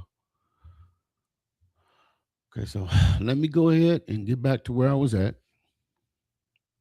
so I can go ahead and get up out of here because I've been on here a long time. I feel like I've been running my mouth forever. Let's see. Oh, man, this gave me so many slides. Jeez Louise. Okay, let me see here. Hold on.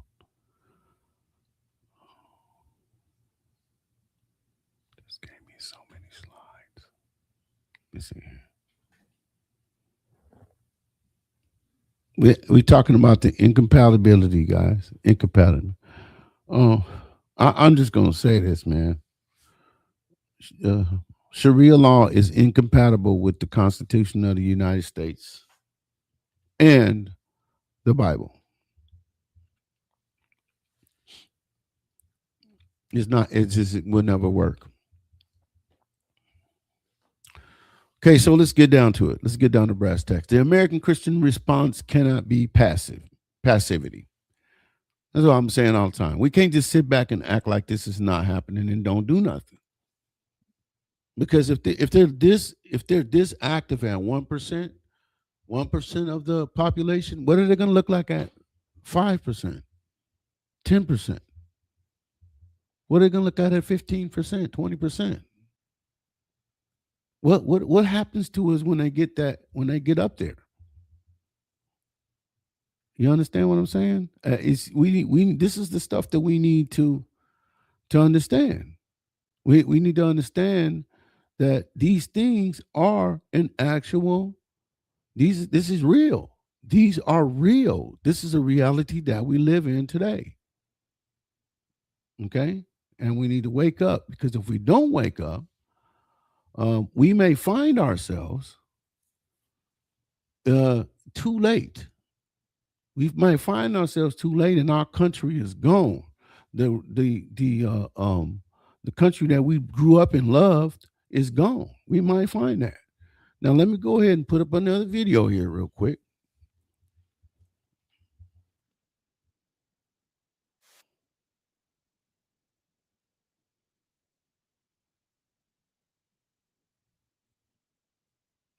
Okay, so this is a video that shows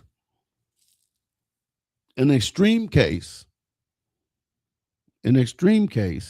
okay, of what can happen and what does happen and what we're starting to see more and more. This is one of several cases when a Muslim doesn't like what a Christian says.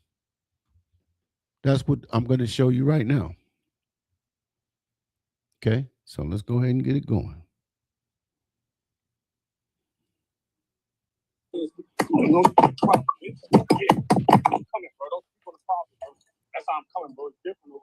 Arab Christian preacher Hussein Mashni was assaulted while sharing the gospel in America.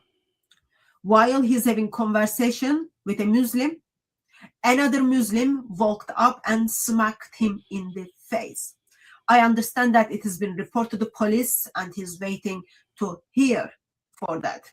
It is very common for us to hear that Christian preachers are being assaulted, persecuted, and harmed in Muslim-majority countries as well as in Europe. Actually, it's very common in Europe.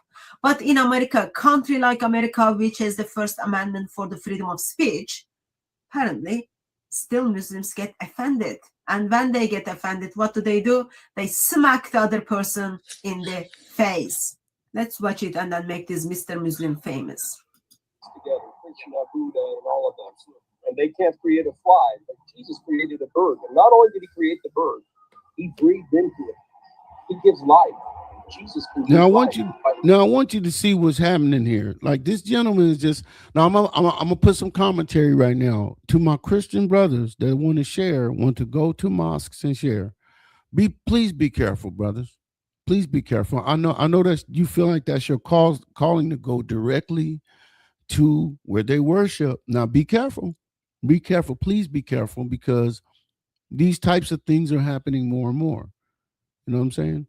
And I just want you to be careful, because I love y'all, man. I love y'all. I believe you should take the gospel to them, but some of these people are unstable. Okay. And I don't want you to become a victim of this instability, man. You know what I'm saying? That's all I'll say. Everybody has their calling. I'm a street preacher, but do I feel like I'm called to go right to the corner across the street from the mosque and preach against Islam? That's not my calling. Do I feel like I'm called to go to a LGBTQ pride parade and go right there and preach? I don't think that's my calling. I'm called to preach other places. Those two, I don't feel like that's my calling. And if that's your calling, man, go with Christ, man, and go with the Holy Spirit, and go with wisdom and love, please, because I don't want you to become a statistic, man. I love y'all, man. I love y'all work. Please be safe out there. No, it doesn't say by the power. It says the permission of Allah. But he had the power, though. He had the power. Well, no, but if you got permission, that means Allah gave you. No, because Allah give you permission. Can you breathe life into a bird? I know, but he gave you permission. Permission doesn't mean that you have the ability. You know, Jesus had the ability to create. Because the Quran says, I create for you. Don't even I'm coming, bro. Don't speak on the topic, bro. That's how I'm coming, bro. It's different over here, bro. Take that somewhere else, bro. Go in front of the church, bro. Now you see what happened, right? This man was very calmly sharing the gospel. Okay. Very calmly sharing the gospel with him. He wasn't yelling. He wasn't screaming. He wasn't animated. He wasn't angry or anything. He was very calm. And this guy just comes up and smacks him in the face. That's the devil, man. That's why I'm telling y'all, my brothers, please be careful out here. That's how I'm coming. We all different, bro. Some of us a little different out there, bro. Go in front of the church, bro. You speaking on the property, you don't even know what you talk about, bro. That's Islam. That's what you're following. You left Jesus for that. For those of you guys who don't see it, the guy slapped me across my face. Like, and this guy left Jesus for that. This guy. See? Yeah. Mr. Muslim walked up and smacked him in the face, and he was so brave, he just walked away. One of the things I find is incredible. Of course, it is never acceptable that someone uses violence to silence their opposition or other person. That's never acceptable. But I find it's incredible that you can see on the clip Hussein Mashni has been there for an hour, over an hour, having conversations. And the conversation and discussion he was having was very calm and very normal conversation. Yep, just like I said. Over an hour he's been there. And then Mr. Muslim walked up to him and smacked him in the face. What Hussein Mashni did. Just mad because that man is articulating the gospel correctly and in explaining, basically he was at the point of explaining something concerning Islam. And what he was sharing was correct. Everything he was sharing was correct. Wasn't violent, wasn't aggressive. This man's up mad because he's making valid points in his argument and he just walks up to him and smacks him. That's one of two things. That's hate and or the devil. That's why, man, listen, we can have different ideologies, but it doesn't have to be physical. You know, why are we getting physical? Like, for what purpose? Now you got your feelings hurt. You got your feelings hurt. You got your position challenged. You don't know how to respond. You get emotional and you want to hit people. This is, and like I said, man, this is the kind of stuff that we have going on out here, you know, and this is stuff that doesn't get reported. There was no news report done on that, you know, just some dude filming stuff on the sidewalk, and here comes a Muslim to bust dude upside his head. Well, look, we're gonna take a look at another one here, another video. Here we go.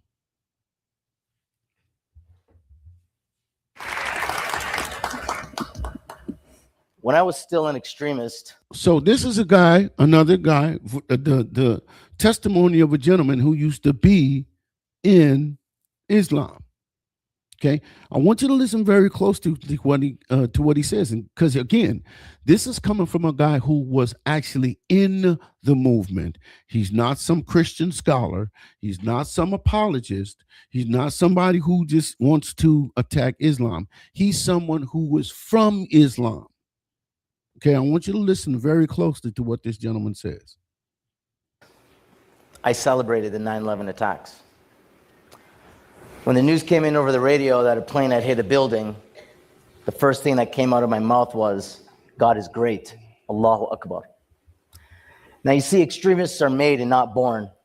And my journey as a middle-class Muslim kid from Canada began at a Quran school that I attended every day of the week, every weekend. The boys were on one side, the girls were on another side, and both of us would be rocking back and forth in front of wooden benches, reciting the Quran by rote, not understanding a word of what we were reciting. If you made a mistake, you were slapped, you were beaten, you were put into a stress position. And this is where I was first introduced to the concept that religion is something violent. Of course, the public school that I went to during the day was the complete opposite of this environment. The boys and girls mixed. It was a nurturing, caring environment. You weren't slapped if you made a mistake. And this contrast would lay the foundation for an identity crisis, for my identity crisis, that would manifest later on in high school. I wasn't bullied in high school. I wasn't picked on. We were one of the cool kids. But one day, when my parents were gone overseas, I had a house party. And unbeknownst to me, my father had told his brother, my uncle, to check on the house while he was gone. So as a teenager who has this party happening and all the friends are over, in the middle of the party, my uncle walks in. And he begins yelling and screaming, telling everyone to get out. He grabbed me by the scruff of my neck. He says, "What have you done?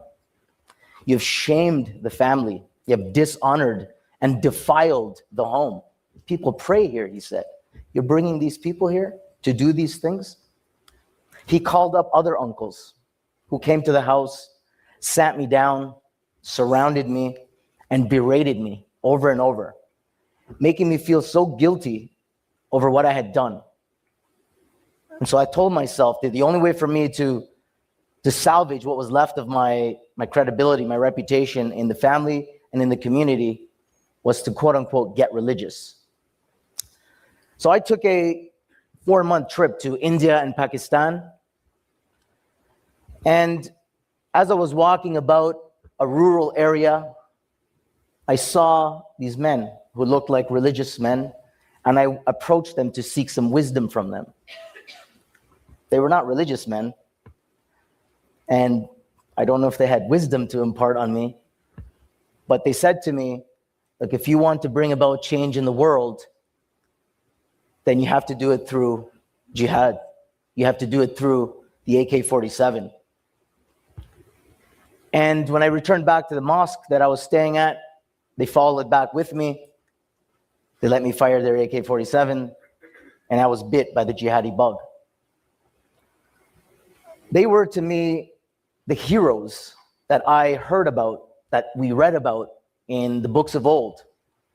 Warriors of Islam, companions of the Prophet, alayhi salam. I then returned back to Canada and manifested this mentality internally and externally, recruiting other young people to the cause.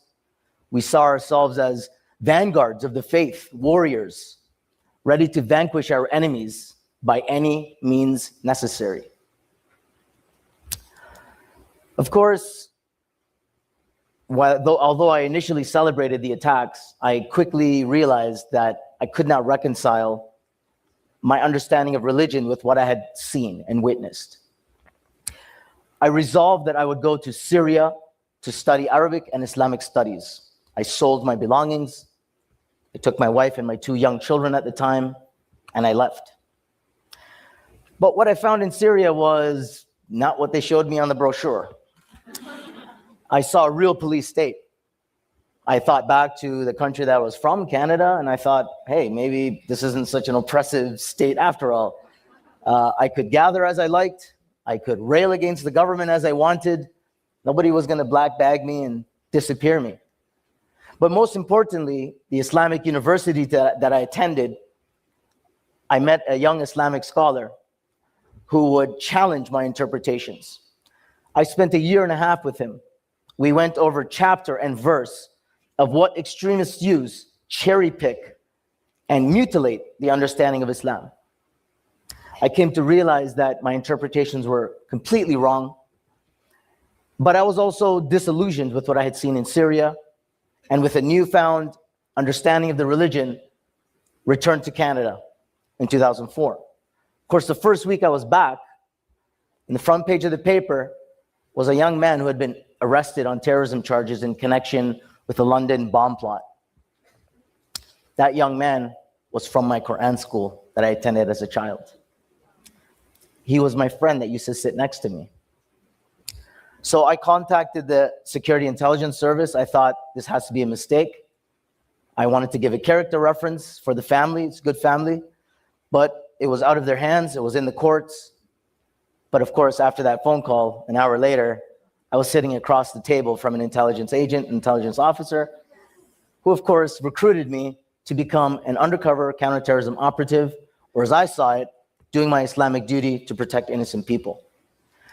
Now, I can't talk about the intelligence assignments that I did, infiltration operations, but my last assignment would become the most public assignment, and I traversed over to the Royal Canadian Mounted Police, Integrated National Security Enforcement Team, and gave testimony in 5 legal hearings over 4 years. And one of the things that I noticed and observed while I was undercover is the presence of converts in these groups. And the reality is the vast majority of converts who become Muslim actually become better Muslims than born Muslims. And it is also true that those who come from a generally dysfunctional background are more vulnerable to recruitment by violent extremists.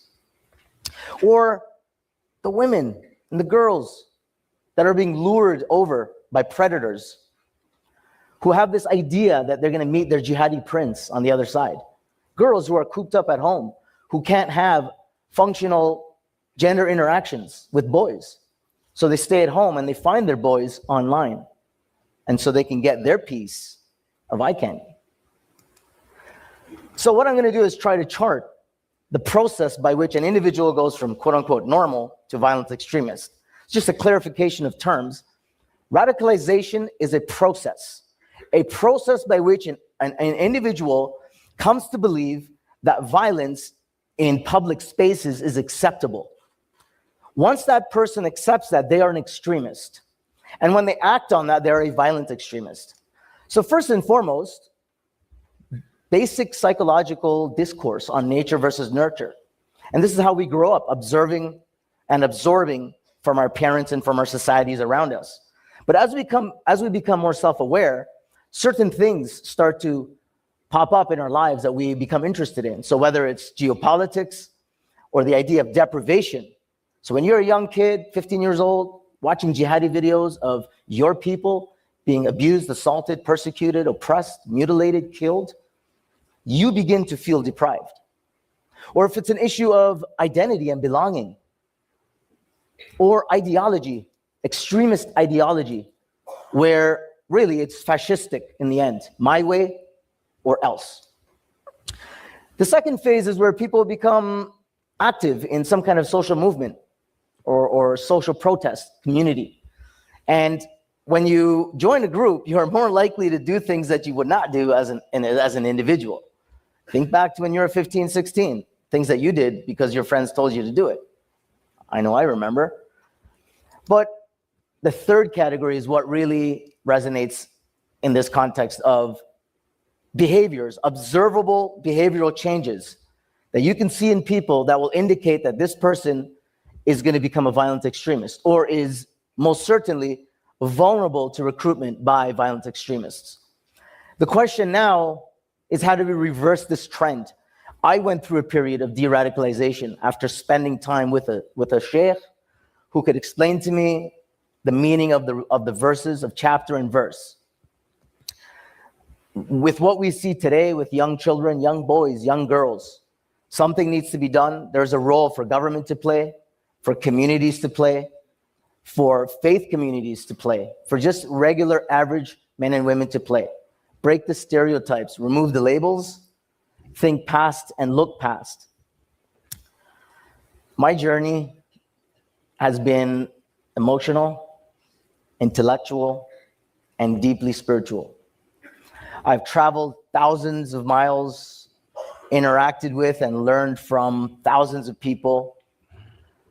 And I know that I stand stronger today, knowing that I have a deeper understanding of the complexities of religion, of extremism, and of the world we live in today. Thank you very much. So I like what he said, what this gentleman said at the end, how we need to have an understanding, he says he has a better understanding of everything. And he recognized the fact that he was involved with radical Islam. And he didn't ignore that. I think one of the problems we have today is we see radical Islam around us and we ignore it, or we try to rationalize it, or play it off, to act like it doesn't have a certain kind of impact, or we shouldn't be alarmed. Oh, those people are just over there. Hey, what's wrong? There's nothing wrong. They're just over there, just exercising their constitutional rights.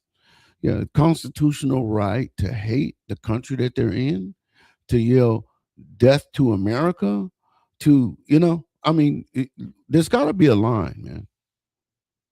There's got to be a line where we say, okay, you're not allowed to say that. Just like it's the unspoken rule, like you're not allowed to yell fire in a crowded theater. Why? That's going to cause undue chaos. If somebody says that, an unnatural thing happens to someone psychologically, right? when you see a group of people who have an ideology that's clearly against what you stand for, and they're saying that they want to destroy that ideology, I should be concerned. You understand what I mean? I mean, this is just this is just basic, living, thinking 101.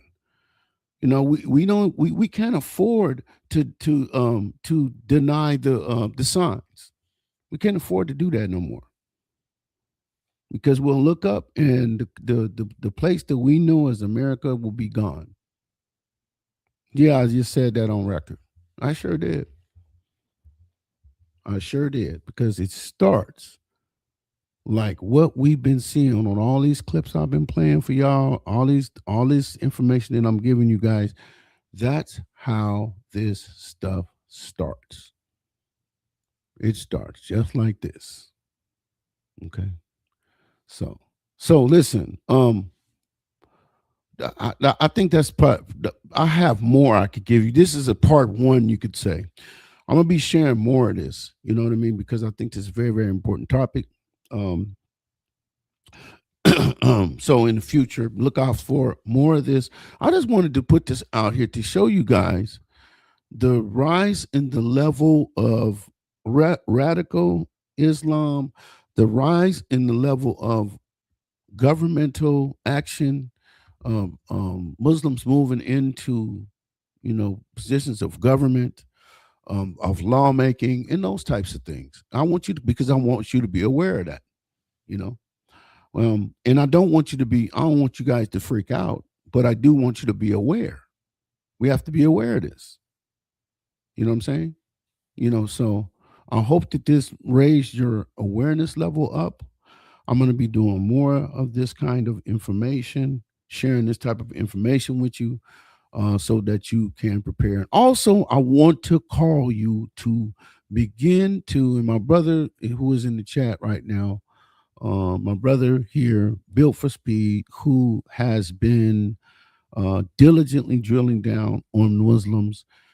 He is a good resource to reach out to for the information on Muslims. And of course, if you watch people like David Wood, God Logic, these are really good guys that a brother named Elijah, I don't know what his last name is.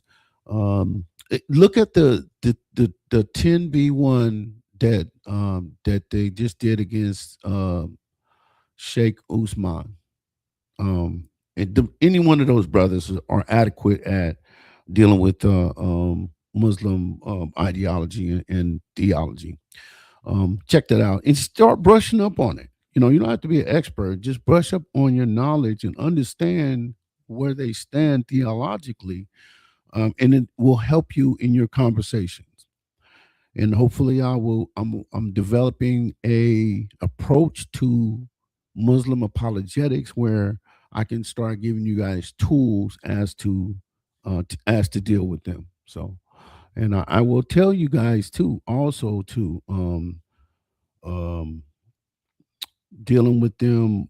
One of the key things to talk to them about is, and you can look this up, you can Google it, or you can put it in a YouTube search.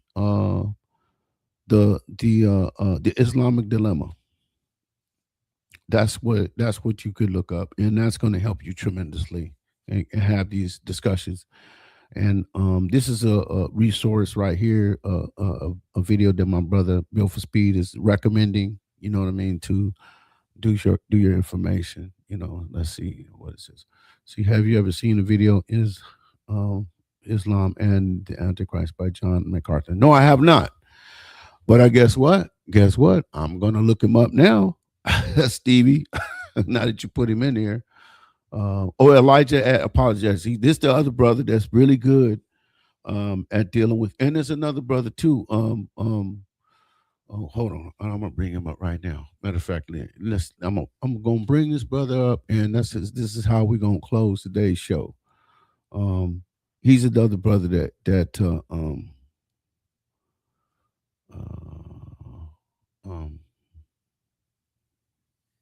let's see.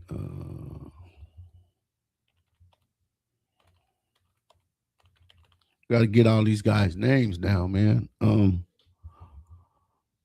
This is another brother that also Life Rants. You go to his page, he's good at dealing with the Muslims. And this brother I'm giving this brother get put on the screen with put on here with y'all. His name is what's his brother's name?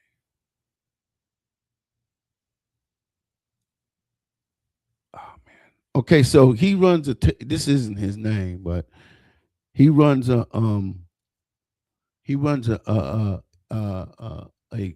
his own channel. I'm just gonna put it up here and then y'all just follow him. Hold on a second. No, I'm gonna find out who he is now. Let me see.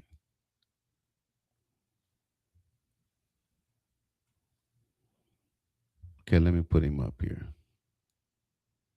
Some of y'all may be already aware. But this is one of the things he did for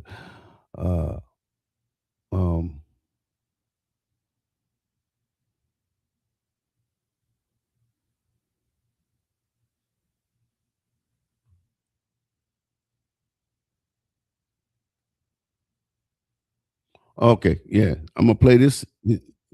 He developed these songs. Now I don't know if he came up with these songs himself or he went got with another brother and they do these songs, but I'm gonna play the song for you. And maybe y'all know this dude. You guys will see his face right here. Brother Maverick. Okay, yeah, here we go. Built's bringing out some dudes here. Yeah, God Logic 2.0 Rants in his other channel, Brother Maverick. Okay. And I'm gonna put this brother up too. And this how we're gonna end the show. We're gonna end the show.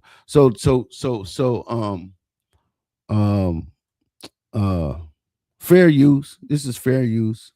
I used this before. They tried to copyright me, but I always ask for permission.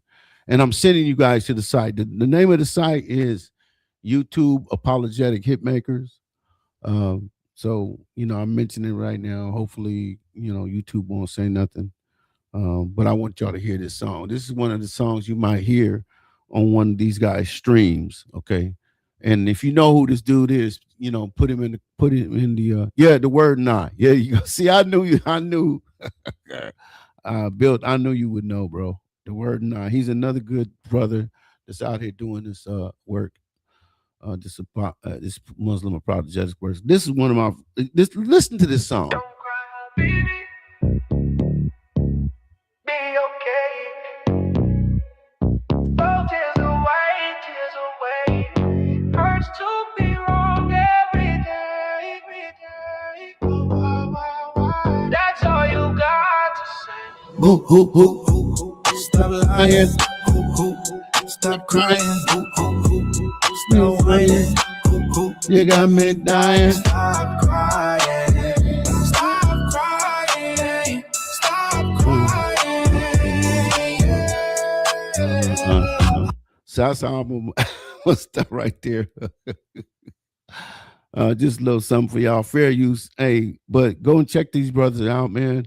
And I just want you guys to bone up on your Muslim stuff. Don't be scared. Don't be scared. Nothing to be scared of. Especially if you're confident in your presentation of the gospel. You know what I'm saying? If you're confident in your gospel, then there should be no problem. And whatever you don't know, it's okay if you don't know it.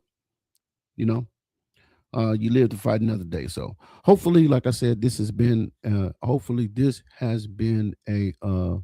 thank you for the link to Bill. Appreciate you, man.